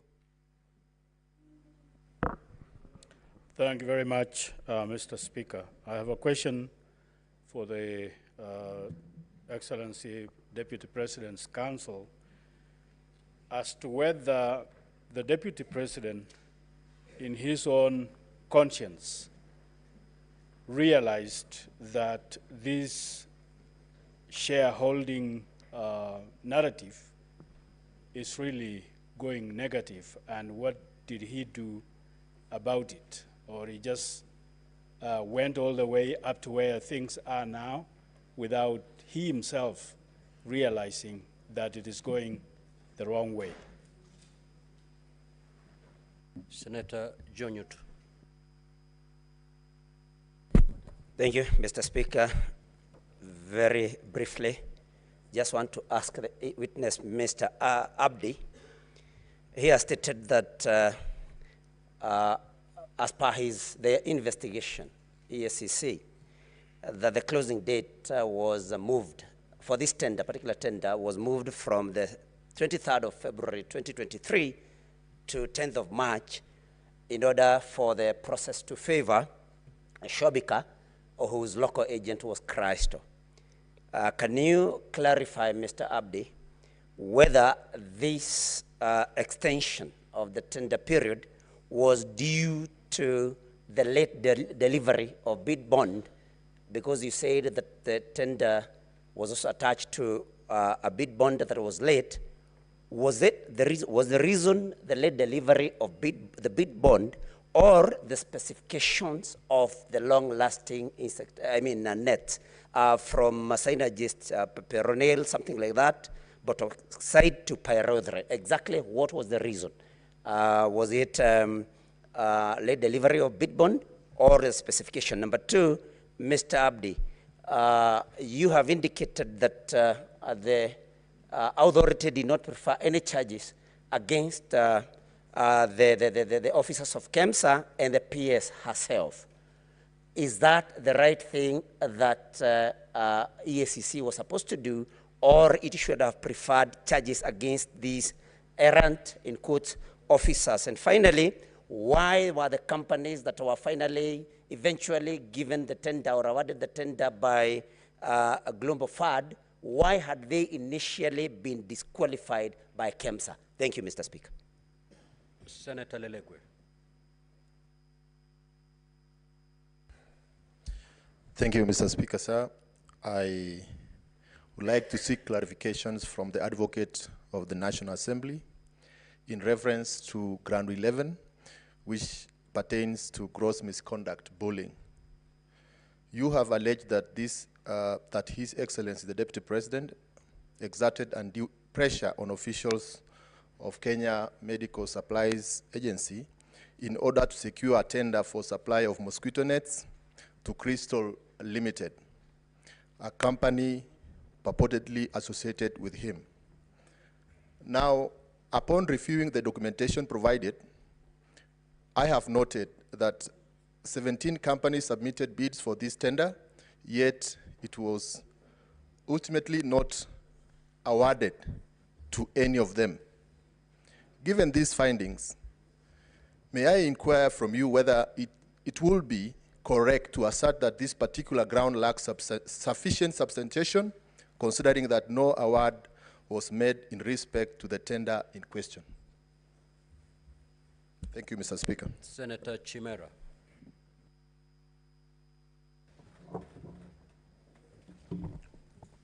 Thank you, Mr. Speaker. Three quick issues to the witness. I wish to refer the witness to page 17 of his own document. and I know he is a very serious investigator, Speaker, but the document on page 17 dated 16th July 2014 as tabled here is so naked and so casual, and it's purportedly coming from the Pest Control and Products Board. There is no letterhead as to confirm the authenticity of this document, Mr. Speaker. I don't know how the witness intends to allow the Senate to authenticate this document. Secondly, Mr. Speaker, is on his allegation on the conflict of interest on the part of the DP insofar as this tender is concerned. Is it your contention that the mere fact Crystal Kenya Limited is the local agent of one of the bidders in this tender, then that will suffice to be conflict of interest enough on the part of the DP, because the owner of that company assigns to the DP.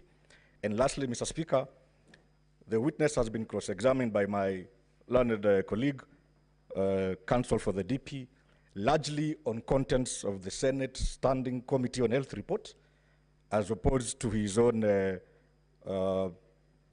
documents. Is it, do you want it to go on record that you want to rely on that report as your evidence in chief, or should the Senate rely on your documents as tabled under volume 8A of your own documents? Thank you, Mr. Speaker. Senator Shakil Abdallah. Thank you, Mr. Speaker. My question is to Mr. Abdi. How many more charges against the deputy before the EACC apart from the KEMSA? Thank you. Senator Aaron Cheriot. Mr. Speaker, just a quick question to Abdi of EACC. This issue of the bid bond, Mr. Speaker, listening to the former acting CEO, there's something curious about it which I want Abdi to either confirm or help us understand. That there was something peculiar. You know, Mr. Speaker, when you hear about pagination, if you know anything about tenders, you know for a fact that if there's an issue on pagination, either it is not just an issue of forgetting to page or number the pages, Mr. Speaker, but that document may either have been added later on after the tendering process was concluded, or, Mr. Speaker, it was defective. What was the real issue, according to their investigation, with regards to the bid bond that was submitted by this specific company? Secondly, Mr. Speaker, what in his assessment would he say is a reading of the donor community when you have such important programs interfered with as such that the donor communities themselves end up cancelling such important programs? And what are they recommending? Finally, Mr. Speaker, is to Advocate Ndegwa Njiru. He asked the witness earlier which of the report would he, that this House believes, that of the Senate or of the EACC. I'd wish to pose the same question to him. I thank you. Senator Murango. Asante sana mstahiki Spika. Swali langu litaenda kwa Bwana Abdi. Kwa sababu anayehukumiwa hapa ni naibu wa rais, tungetaka kujua kwamba kwa sababu mlifanya uchunguzi, ni kesi ngapi ama kuna kesi yote ambayo EACC imepeleka mahakamani ili naibu wa rais aweze kuhukumiwa? Jambo la pili,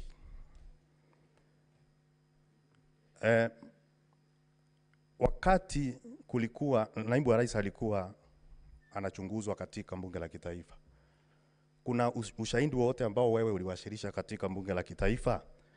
Na kama hukuwasilisha, kwa nini umeamua kuwasilisha tu nyumba la seneti na sio bunge la kitaifa? Na ya mwisho, katika zabuni ambayo ilikuwa ni ya viandarua vya mbu ambayo naibu wa rais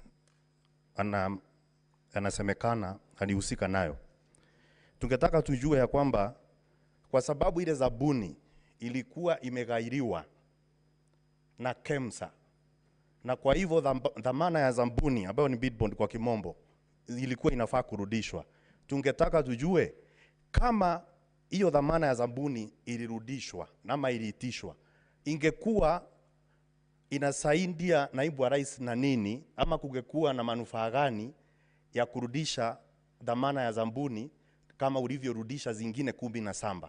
Hiyo ndio ningetaka kujua. Asante sana Mr. Speaker. Senator Mogene.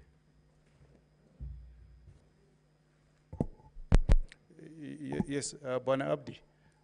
On this issue of irregular procurement of malaria nets with KEMSA, you know, you have given us documents that basically point to some recommendation for administrative action to be taken against a number of officers.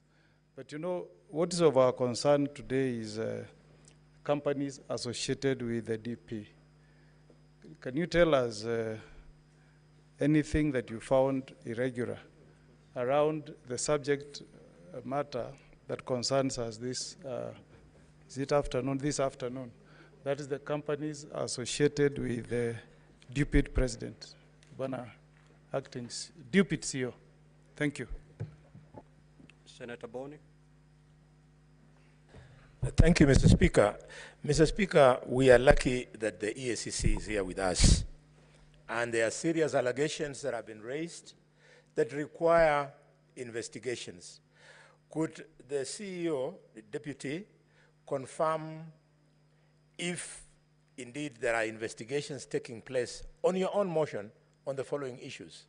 One, on the activities of this intricate web of companies by the Deputy President, on the issue of the disinheritance of the orphans and wife of his late brother, His Excellency Nderitu Gachagua.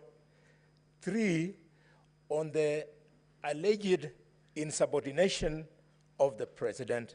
And finally, if there are investigations on the role that His Excellency the Deputy President played in the infamous Gen Z uprising that occurred in June. Thank you, Mr. Speaker. Senator Cheranke. Thank you, Mr. Speaker. 3 quick questions. Like an eye of a military marksman. One, I need clarification on Section 14 on cultural gifts. Especially some of us, when in our community, when we respect you, we give you cows. Does it qualify within the meaning of Section 14? Number 2, I've seen administration action against KEMSA officials and ministry officials and KEMSA. Since you recommended administrative action, have you gotten feedback from KEMSA? And number 2, did you recommend any action against companies? And finally, are there any active investigations by EACC against the person of Rigathi Gachagua or against the Deputy President of the Republic of Kenya? I thank you, Mr. Speaker. Senator Mutinda Tabitha.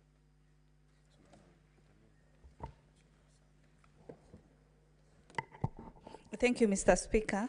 Mine is to the Council for the National Assembly. You have presented before this House 2 witnesses, Mr. Abdi and the previous one, Dr. Mulwa. Dr. Mulwa before this House stated that there was no loss in regards to this procurement process. Mr. Abdi's report indicates very clearly that there was no loss of public funds. Would you tell this House, between your 2 witnesses, who is telling the truth, who is not telling us the truth?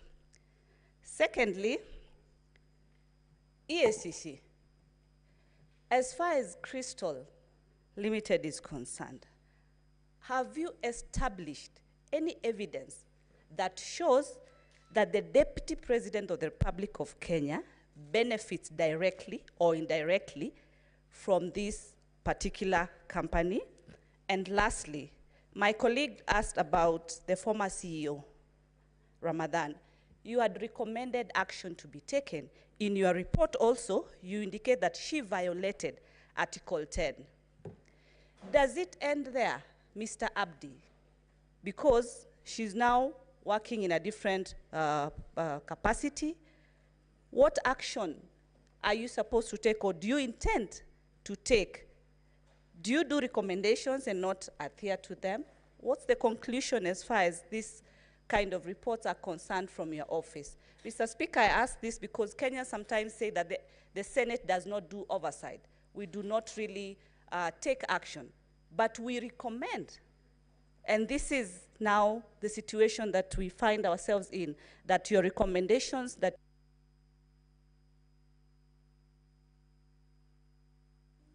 Senator Montet Batuli. Thank you, Mr. Speaker. I would wish to ask the CEO, what is EAC planning to, is EAC planning to press charges on any of these companies that you say that you've investigated and found that they had interfered either through their agents with this particular tender? And if not, are you planning to do it, and when are you planning to do it?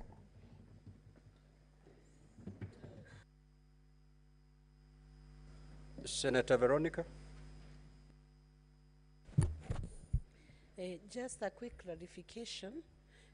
Can you confirm or clarify whether these investigations have been closed by EACC in respect of this procurement at KEMSA, and whether there are any further persons of interest whom you have sanctioned or issued any notices of prosecution or anything of that sort beyond the letters that are attached to the affidavit?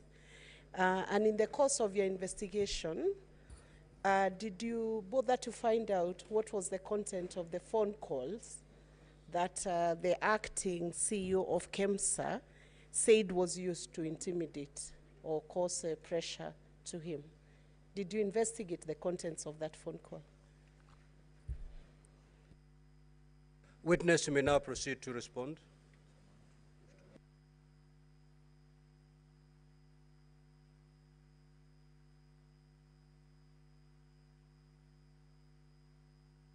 Proceed, witness, to respond. Proceed to respond, witness.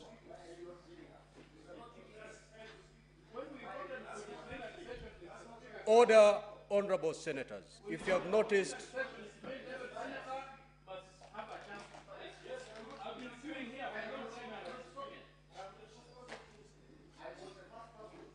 Honorable Seki, Honorable Seki, Honorable Seki, this hearing will terminate beyond midnight today. Let the witness respond to the queries that have been sought. Thereafter, we'll go for another round. Is there any problem? Honorable Seki, you're out of order. You're out of order. And I'm asking you to leave the chamber immediately. You cannot. You cannot direct the chair on what to do. Honorable Seki, unless you apologize, I'm going to throw you out of the chamber. You cannot say the chair is biased. If you've noticed, we've been going on lots. One lot, the witness answers, then I go for another lot. Honorable Seki, unless you apologize, I rule you out of order, and I'm going to throw you out. Proceed. You either apologize or I throw you out. Honorable Seki, you apologize or I throw you out. You know, you as a speaker, I have come to a desk. I have a representation of Kajiado people. I have a right to speak in this assembly. Just you should like not senator. seems to be biased. Honorable Seki, you either apologize or I'm going to rule you out of order and I'm going to throw you out. You know, I've never stood on. Just apologize. We need you.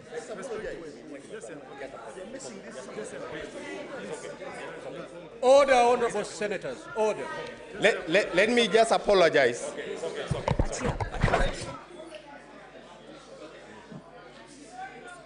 Of course, but that's how.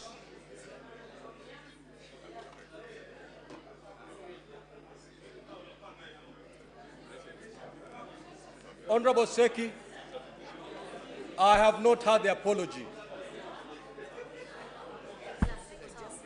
Honorable Seki, you either proceed to apologize to the chair or you exit the chamber. Proceed.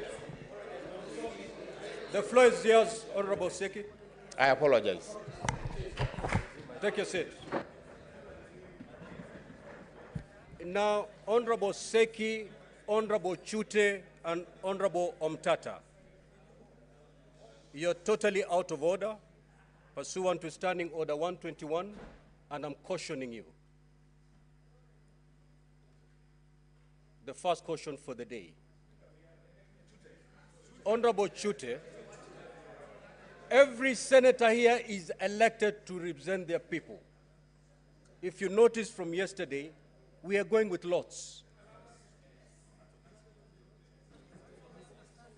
There is no senator who is more important than the other.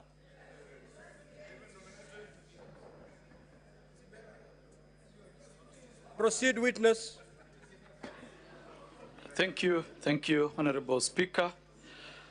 I may not have captured the exact names of the Honorable Senators, but I will deal with the questions as they were asked.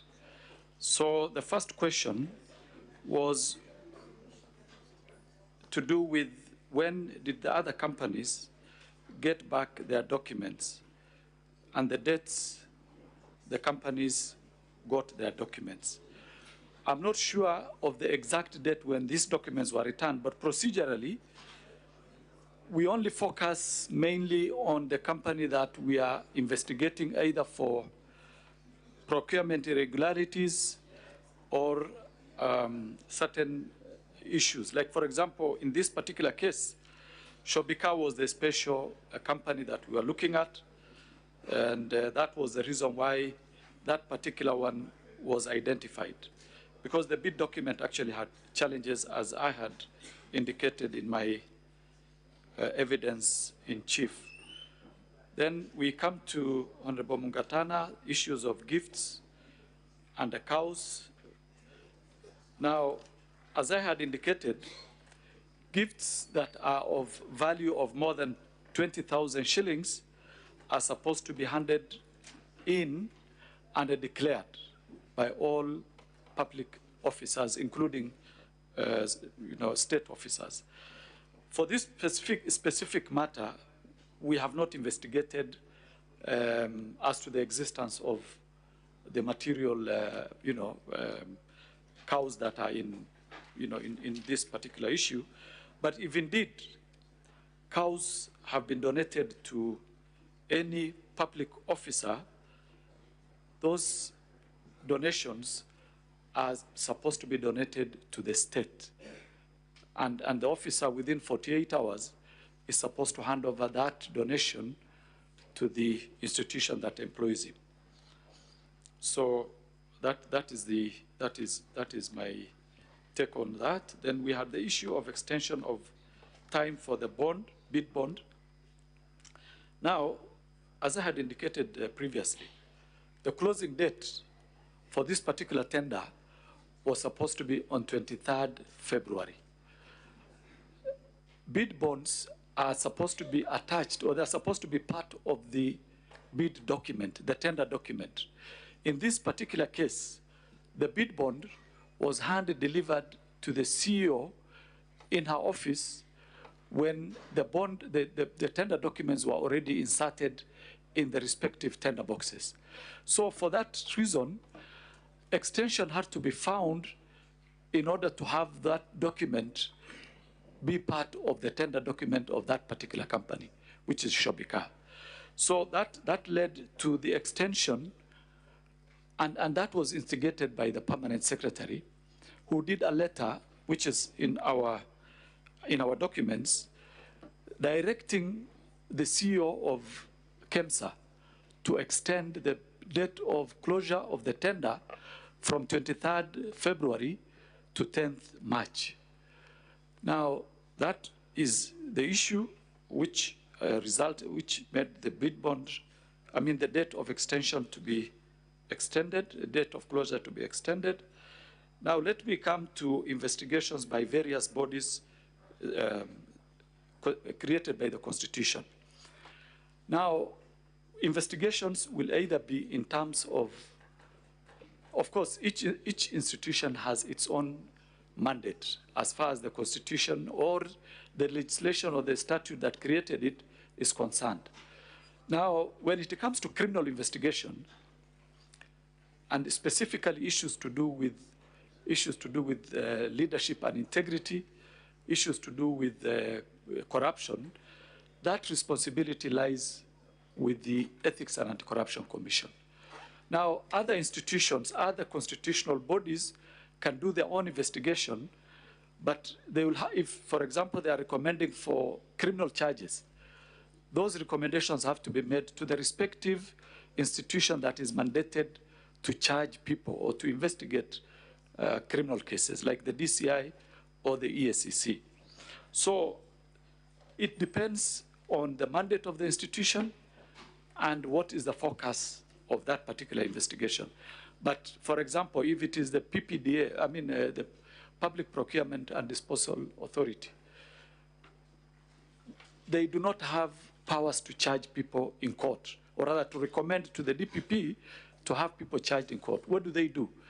They have to do a recommendation to either the DCI or to the ESCC to investigate the criminality of that particular issue.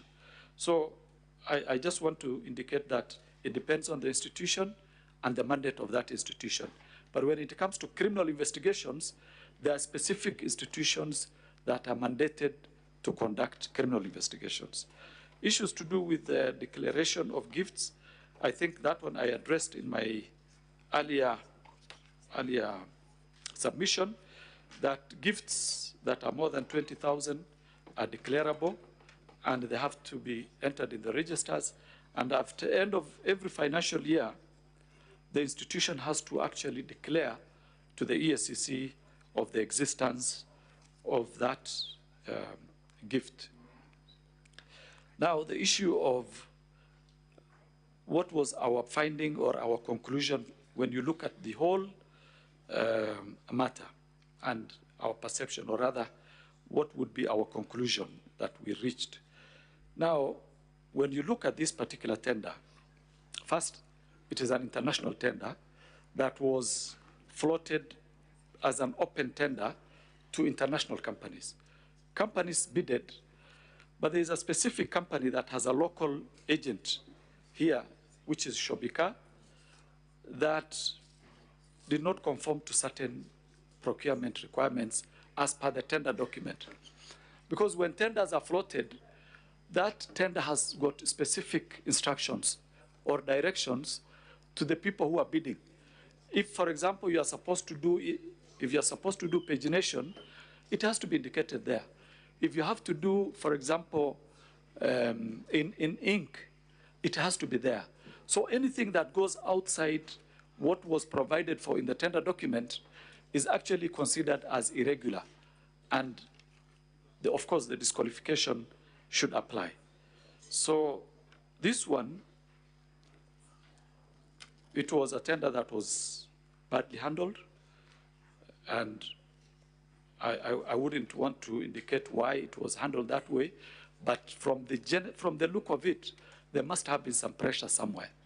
That is my own view as an investigator, because when you see procurement officers deliberately going out of the requirements, because they know the law, there are only two conclusions that you can make. One, they were bribed.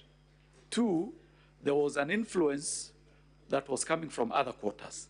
Mainly, those are the two reasons from our experience. So that is my conclusion. I wouldn't want to delve into the conclusion of Dr. Mulwa, because he gave evidence before this House, Honorable House, and his evidence is there. Now, the issue of Terry Ramadan and her status, I think ours was, and whether we actually received feedback. As seen in our documents, we did a letter to on Terry Ramadan. Let me refer to the documents. we did to the chairman, the chairperson of the board of directors of KEMSA. And we gave him the reasons why we think, or it was our view, that action should be taken, disciplinary action should be taken against this particular officer. As to why she's still in the public service, I wouldn't want to go there, because our responsibility, when it comes to administrative action, we tell the institution to take the disciplinary action. Order, Senator Newton. We do not have the powers Senator to compel, Fernandez, take your seat. For example, the PS, sorry. Proceed, Abdi. Thank you. Mr. Abdi. So we do not have the powers to compel the chairperson of, we don't have the compellence powers as far as administrative action is concerned. So I want to leave that for the honorable members to decide what to do with that. So I move on. Then the issue of reading of the donor community and what our view is. You know, if you may allow me, Honorable Speaker and the members, the medical, or rather the health sector, has faced serious challenges of corruption throughout this period. Throughout the period that I remember working at the EACC, it is an area where a lot of donors are actually almost giving up in supporting our programs. And that has a serious repercussion. Because first, let's understand. Mheshimiwa Speaker, in the past, with tremendous respect, with all the other witnesses, you have been indicating how much time they have to respond. 5 minutes, 10 minutes, and my good friend here, the witness, you did not indicate how much time this honorable House is giving him to respond. Thank you so much, Senior Counsel. That was courtesy of my good friend, Senator Seki. Now, witness, ordinarily we've been given 10 minutes to respond to clarifications sought and questions. So far, you have done 4 minutes and 13 seconds. Okay. You have 5 minutes and 47 seconds to conclude. Okay. Thank you, Honorable Speaker. So that one I've dealt with. So the issue was that was also raised is which report do we stand by? As EACC, we did an investigation and we submitted our report, the findings of the report to this committee, to this honorable House, and that is the report we will always stand by and defend. The other issue that was raised was whether we had any case that we have investigated against the DPP and whether we have proposed charges or anything like that. That is, we have not investigated the Deputy President, His Excellency Rigathi Gachagua. We have not investigated him for any criminal matter in the past. That is our position. Now, there was also the National Assembly hearing. Why we did not attend the National Assembly hearing and now we are attending the Senate. We were not invited to the first hearing. Yesterday, I was served with a summons of this House, and we are simply responding to that summons. As to why we were not invited in the other one, that I don't know, and we only respond to the summons that were issued. So then, Senator Omugeni, the companies associated with the DP, we've not investigated any company that is associated with the Deputy President so far, and that is our position. Then, Honorable Senator for Kakamega County, activities that are intricate web of suspected to be corruption. On all the items, Honorable Senator, that you have told us whether we have investigated, I think there are 5. We have not, because a report has not been made to us, and it is, we should not only wait for a report. I mean, we also have the powers to investigate on our own motion, but it is only after we analyze the reports as to whether they fit in within our mandate. Like, for example, if you deal with issues of inheritance, unless there's a criminal aspect on the inheritance bit, inheritance usually will be handled as a civil matter. And issues to do with intimidation, if the CEO of KEMSA had reported to us that he was actually intimidated by a state officer, we would go into it. Of course, you understand, all of us understand, how difficult it would be to open an investigation of that, that magnitude. But no complaint has been made to us. On the Gen Z uprising, also, we have no report.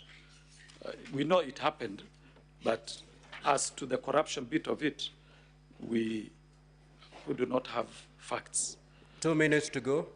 Okay, thank you. So, gifts, I think I mentioned, I talked about it. I talked about them very clearly. Issues to do with whether we want to charge, we want to press charges against companies associated with the DP. We have not investigated. We can only recommend charges after investigation to the Director of Public Prosecution. That is our mandate. And the other one, of course, is intimidation by the CEO of KEMSA. I think I had addressed that one. Then finally is whether we want to prefer more charges or more sanctions against the persons involved and on this matter, especially on criminal culpability. That the issue of criminal culpability is still open, and we will be inviting some people probably in the near future. But as of now, we dealt with the issues of administrative action against the individuals involved. Thank you, Honorable Speaker. If I may have not addressed one or two questions, it's very well. Now we move to the second round.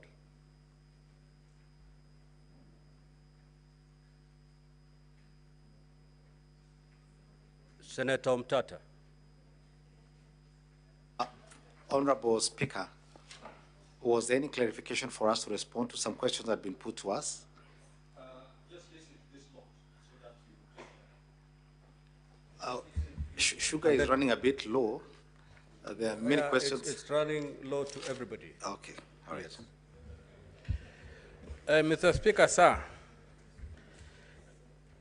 to the witness from the Ethics and Anti-Corruption Commission, I would like to ask whether the Kenya Kwanza Coalition document is unconstitutional and therefore null and void to the extent that its formula for sharing executive power violates Articles 10, 27, 129, 130, and 131 of the Constitution. Number two, if that's the case, who is to blame for approving the unconstitutional coalition agreement that resulted in forming a government? Number three, can you point this Senate to any hard evidence of criminal conduct which you have unearthed in your investigations against the Deputy President? And can you distinguish whether there's a circumstance where the Deputy President, or even me as a senator, can walk into a place and be given a gift that I don't have to declare, irrespective of the amount of the gift, because I engage officially and privately. So is there a situation whereby I can be given a gift of whatever magnitude that I don't have to declare? Thank you. Senator Chute.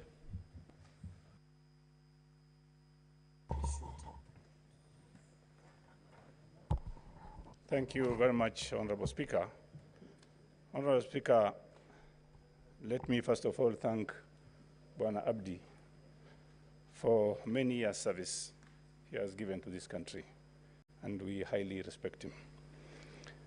I want to refer Abdi to ground number 11 and also to his documents, page 7. Ground number 11 says, His Excellency Rigathi Gachagua bullied Kenya Medical Supplies Agency officials into awarding a tender for supply of mosquito nets to Crystal Limited. And in your letter on page 7,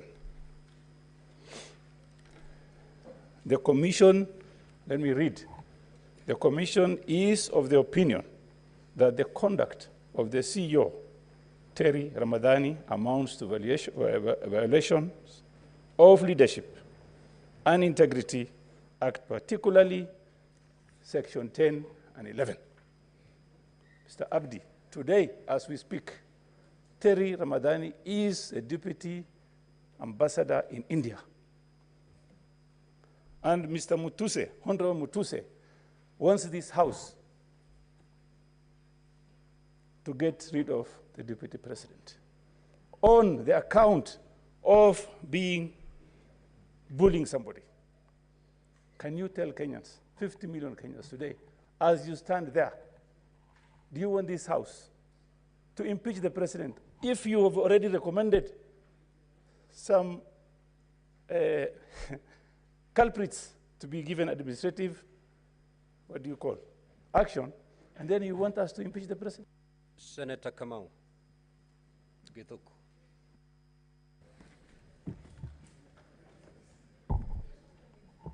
Thank you very much, Honorable Speaker. Honorable Speaker, I want to ask a question to the Deputy Chief Executive Officer.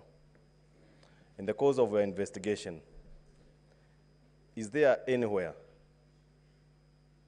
that you have identified that the Deputy President of the Republic of Kenya, who you want impeached,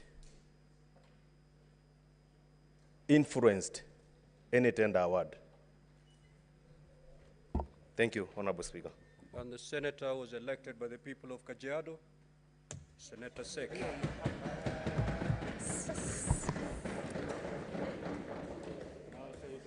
Thank you, Honorable Speaker. My question goes to, or clarification goes to Abdi Mohammed.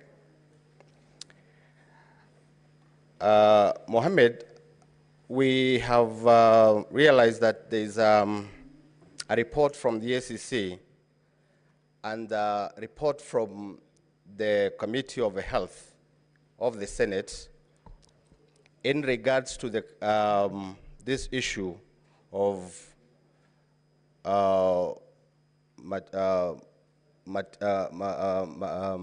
mosquito nets. I want to confirm that the contract was cancelled and the funds were not lost. I want you to demonstrate the role of this agent by the name Crystal Kenya Limited in relations to the Deputy President's office and more so Rigathi Gachagua. Thank you very much.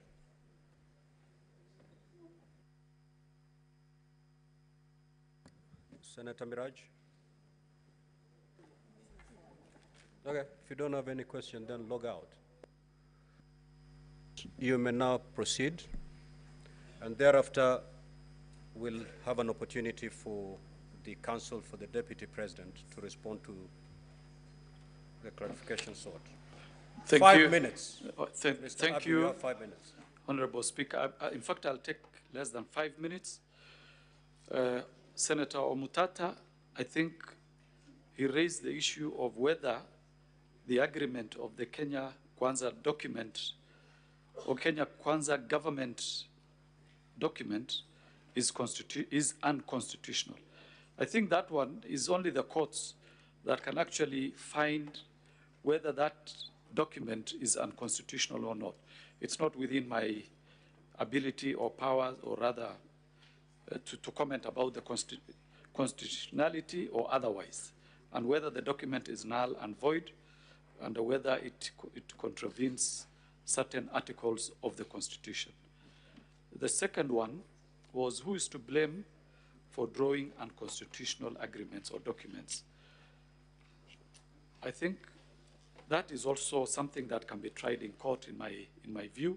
If anybody suspects whether this document is constitutional or not, I think the best thing to do is to try it in our courts, and they will, of course, give directions on what can be done. Now, the other one was whether we have investigated any criminal conduct against the DP. I think I had indicated clearly that we have not investigated the Deputy President for any criminal culpability or any criminal case as far as EACC is concerned. Senator Chute, thank you very much for the compliment. I appreciate. Now, the issue of bullying of KEMSA officers or staff, I think that came from the CEO himself, and he gave evidence in this House that will be considered by the House, whether it is something that can stand the test or not. As for Terry Ramadan, we did our bit in terms of recommending this lady to be disciplinary action be taken against her for her role in this particular procurement. But because I indicated we don't have the compellence powers to enforce disciplinary or administrative action, I leave it at that. And whether our recommendation is for the impeachment of the DP, ours was to respond to the summons that was given to us by this Honorable House. It is for the House to do, that is their job. I wouldn't want to go there. We never recommended, I don't want to go there. Then whether there was anywhere where the DP influenced any tender, no, we do not have that, and we never submitted that. All that we said is what I'm going to say in the next response, which was raised by the Honorable Senator for Kajiado County, about the role of Crystal Kenya Limited and the connection between that company and the Honorable Deputy President of the Republic of Kenya. From the documents that we have and which we supplied, it is clear that this company, the directors are two sons of the Deputy President. Each one of them owns 200 shares. They are the only directors of that particular company. And that is the nexus between the Deputy President, Honorable Rigathi Gachagua, and that particular company. And that is our response as of now. So, Honorable Speaker, thank you very much. That's it. Counsel for the Deputy President, we'll give you 10 minutes, starting now. Thank you very much, Honorable Speaker. I'll share my minutes with my colleague Ndegwanjiro. My questions are limited to the issue of the shareholder agreements. I'll be quick. The questions were asked by my learned senior and colleague and friend, Professor Ojenda, Catherine Muma, and Senator Omtata. I'll begin with the questions by my learned senior, Mr. Ojenda, and I'll begin with the second question he asked. He asked, is the relationship between the President and the Deputy President irretrievably broken? That's not a legal question, but in my experience as a Kenyan, there is no such thing as an irretrievably broken political relationship. Members of Jubilee, a party I served as an advocate for, woke up in March 2018 to find their leader shaking hands with his opponent at Harambee House, and they subsequently found a way to work. A few months ago, the President and the Honorable former Prime Minister have found a way to work. There's no such thing as an irretrievable political relationship. Secondly, leadership constitutionally is not so much about how you feel. It is about your duty and your responsibility constitutionally. Your feelings must take a backseat to your duty to the people of Kenya. Secondly, I was asked about the counties. Now, when you look at these shareholder agreements, and again, if members will go with me to page 418, where you find the shareholder agreement between ANC, Ford Kenya, and UDA. Sorry? Oh, volume, sorry. I don't know how to increase the volume. Council, sorry, Council. Members, I'm getting a bit lost when you say UNDA. UNDA, if spelling in Swahili is UNDA. No, UDA, sorry, I come from Kenya. United Democratic Alliance. If you use maybe the first, you first make clear. I'm sorry. That it is United Democratic Alliance. Yes, I'm sorry. We use acronyms, I'm sorry. It's the United Democratic Alliance Party. The full name of Amani is Amani National Congress Party, and the full name for Ford Kenya is Ford Kenya Party.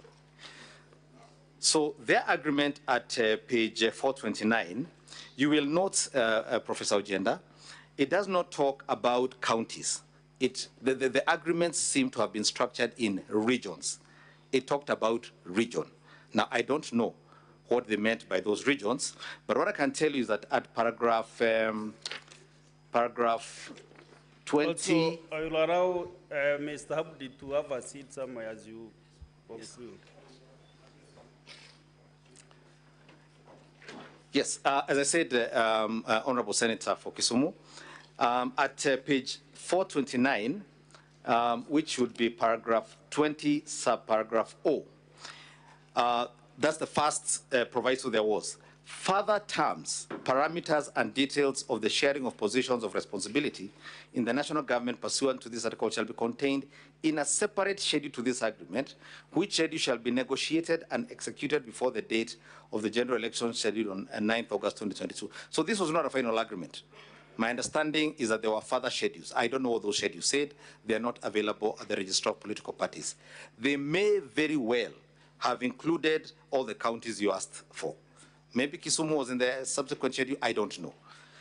Secondly, the drafters of this, as I've said, were careful to stay within the confines of the Constitution, because at paragraph 22, subparagraph G, this is what they said. Notwithstanding the content of this article, the founding member parties hereby commit to make any adjustments that may be necessary to accommodate the development priorities of other parts of the country, to ensure equitable distribution of Kenya's national resources and wealth for the benefit of every citizen and every part of Kenya. So there was a proviso to ensure that the document was constitutional. And perhaps while I'm on that issue as well, I might as well answer my good friend Senator Mtata's question. I am not yet mercifully a judge. I cannot say whether the Kenya Kwanza coalition is unconstitutional. Somebody will have to move the court for that determination to be made.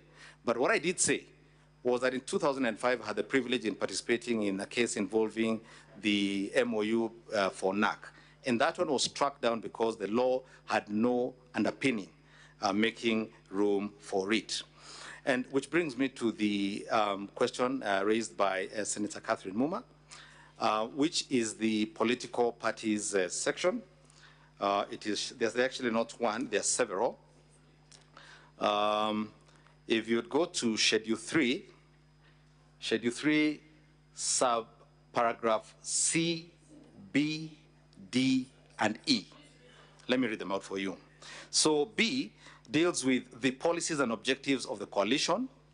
That's B. D deals with organizational structure and management of the coalition, including county structures and systems and county government bodies, which you'll also find in these agreements. And then C, the overall structure of the coalition. And then E, the criteria or formula for sharing of positions in the coalition. That's what it says. Positions in the coalition structure, roles, and responsibilities within the coalition. So that's what it says. So most political coalitions have interpreted that to mean, and it's been healthy thus far. I think it's helped, in my view, this country become a bit more stable and united. And I think I've answered all those questions that had to do with the question of the shareholder agreements. Unless members had any clarification, I rest. Thank you, Counsel, for DP. Counsel Ndegwa, you have something to pick, or do we conclude it at that? Specific questions and clarifications.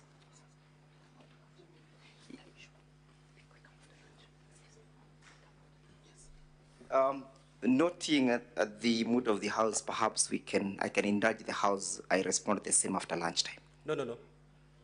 After lunch, we are going straight to your main witness. Very well, Mr. Speaker, sir. So what we can do, Counsel Ndegwa, allow me to invoke Standing Order 34.2A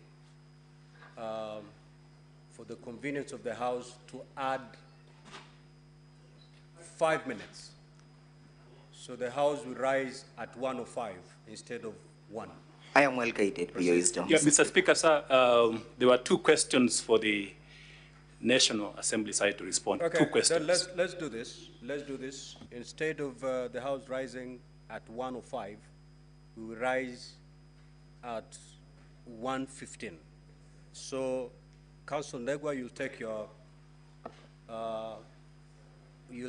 your 5 minutes, and then the rest shall be given to the Counsel for the National Assembly. I am well guided, Mr. Speaker, sir, the witness is asking if he can leave the Absolutely. He's discharged.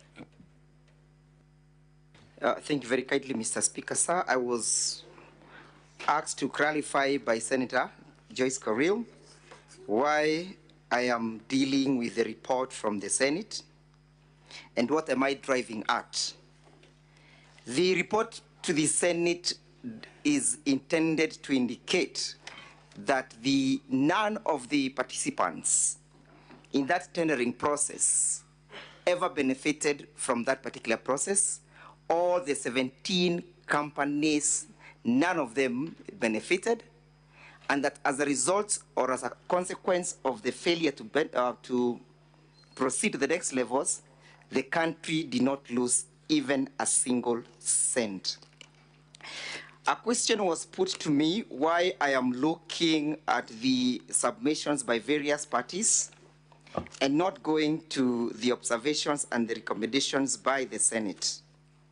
And just like a skillful legal surgeon, I have been able to point out various findings, submissions. For example, the submissions finding themselves at page 222, paragraph 107 and 106, 107 and 109 find themselves at the recommendation, at the observation of the Senate at page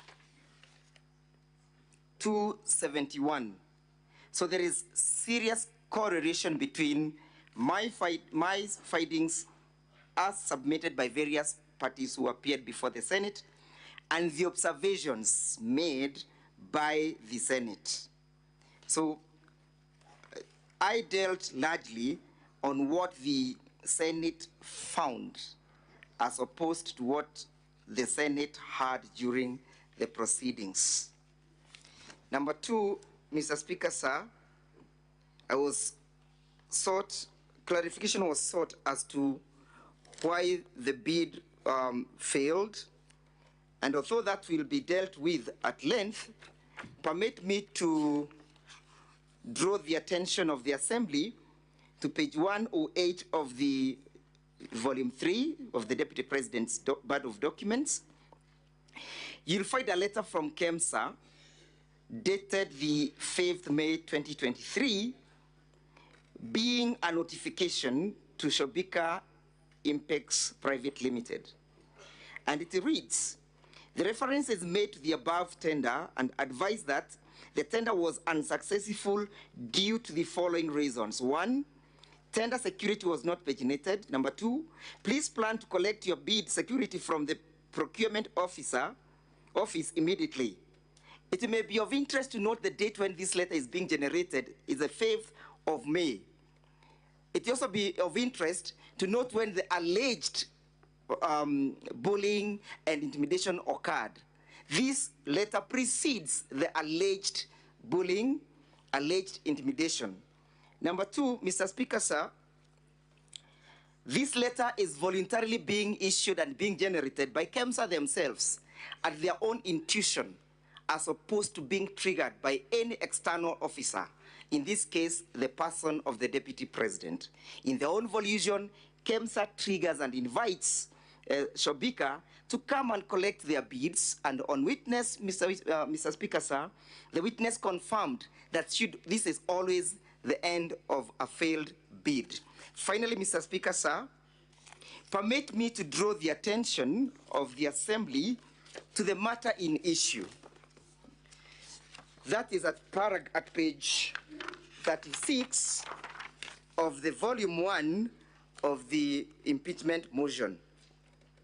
The matter in issue that is subject for interrogation, Mr. Speaker, 45 seconds.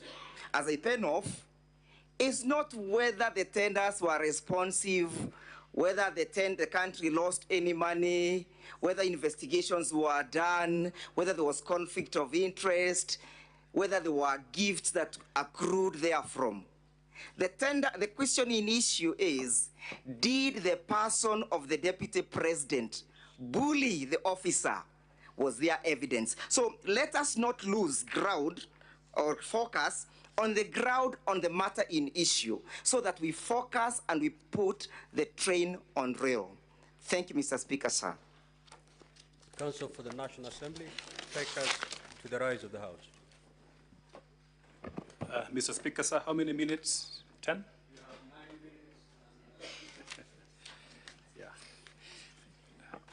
Thank you, Mr. Speaker, sir. I am here to respond on behalf of the National Assembly on only 2 questions.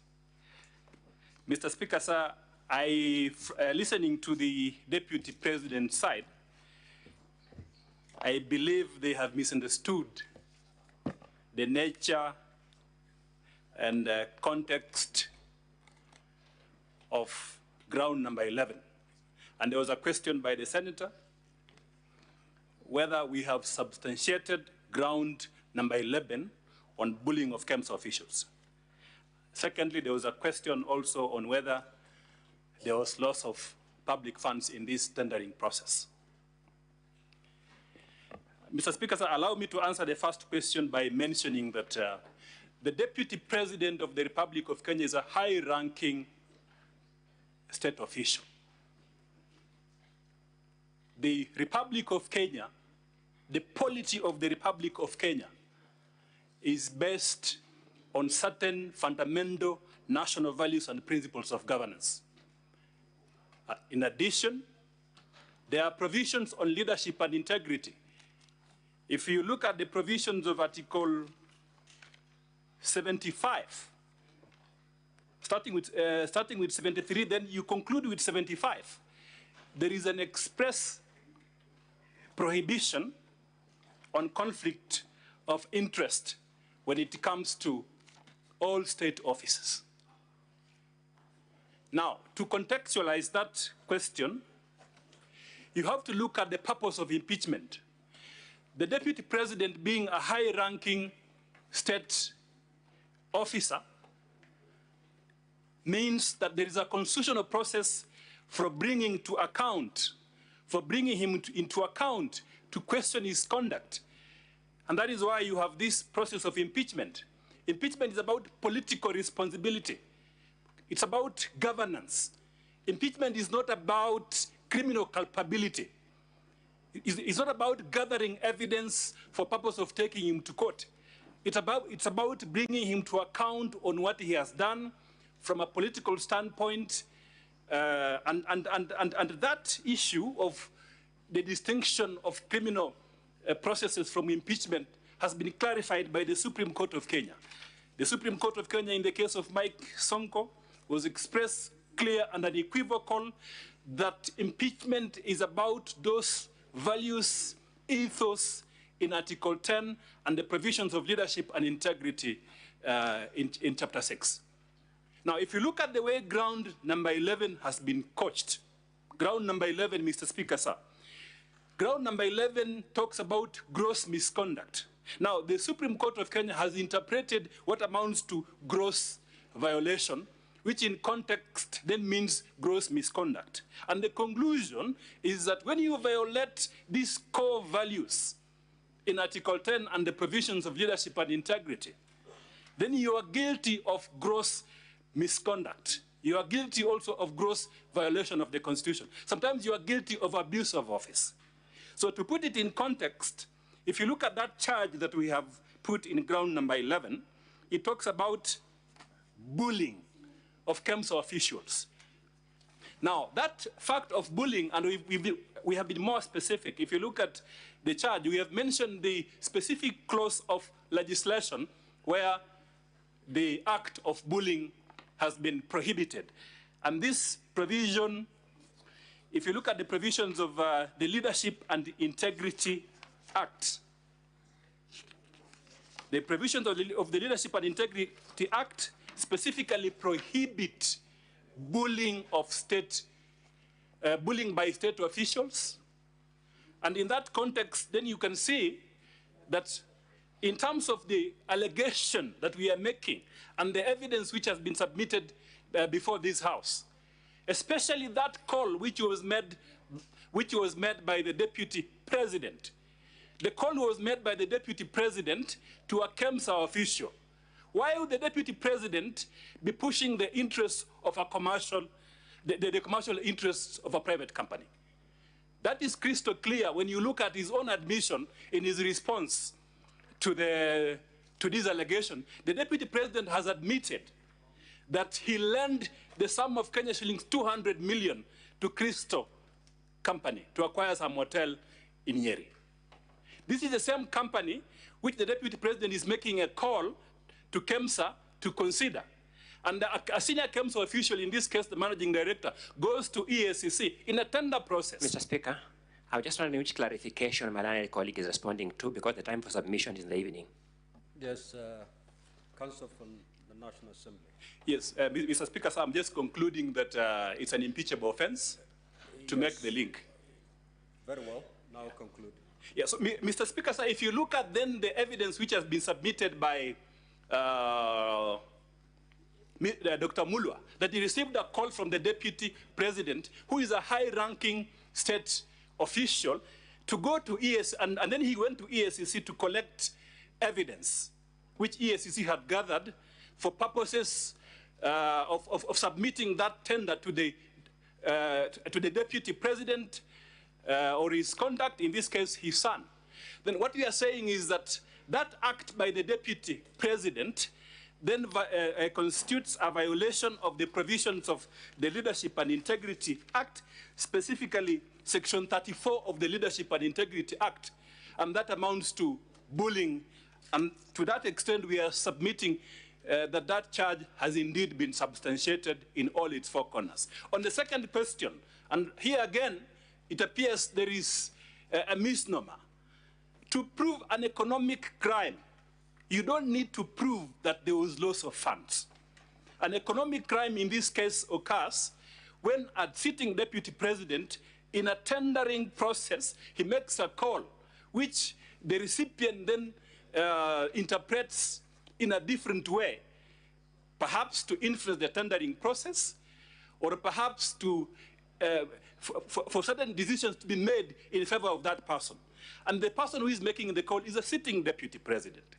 That is why then the provisions of the Constitution prohibit conflict Speaker, of interest. Sir, if you may, I think my learned friend has enjoyed a lot of latitude in respect to responding to issues that were not sought for clarification.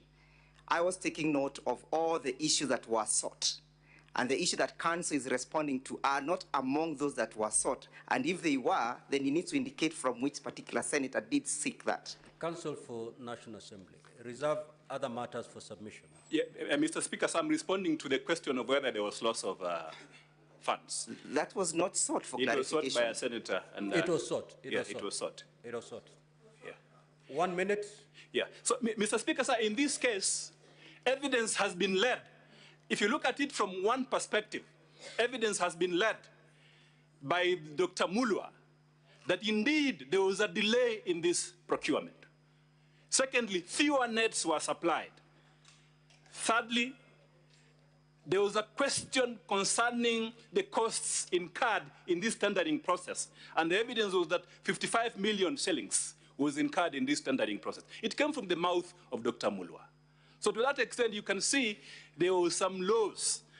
Whereas the tender was financed by the Global Fund, from our own perspective, we lost a lot, not only from a monetary perspective, but also from the other factors. What about Kenyans who did not access this malaria, these mosquito nets and were exposed to malaria? Is that not a loss which is non-monetary, and therefore, to that extent, one can make a conclusion that the conduct of the Deputy President in this regard violates the provisions of Section 34 of the Leadership and Integrity Act? Mr. Speaker, sir, I end by stating that we have fully substantiated ground number 11, and it's one of those grounds where the evidence is clear, conspicuous, and there is a nexus to the Deputy President himself through a phone call that he made to Dr. Mulwa, and he has admitted making that phone call. Thank you. Thank you. Now, honorable senators, we are going to start with the Deputy President at exactly 2:30. If you keep time, we're going to save time so that we don't have to ring the bell for a quorum. If we can start taking the evidence from the Deputy President at 2:30, then we'll be able to manage our time going forward. You may now rise. Honorable Senators, it is now 1:15, and having concluded the business for which I extended the hours of the sitting pursuant to Standing Order 34-2A, the Senate stands adjourned until today, 17th of October 2024 at 2:30 p.m.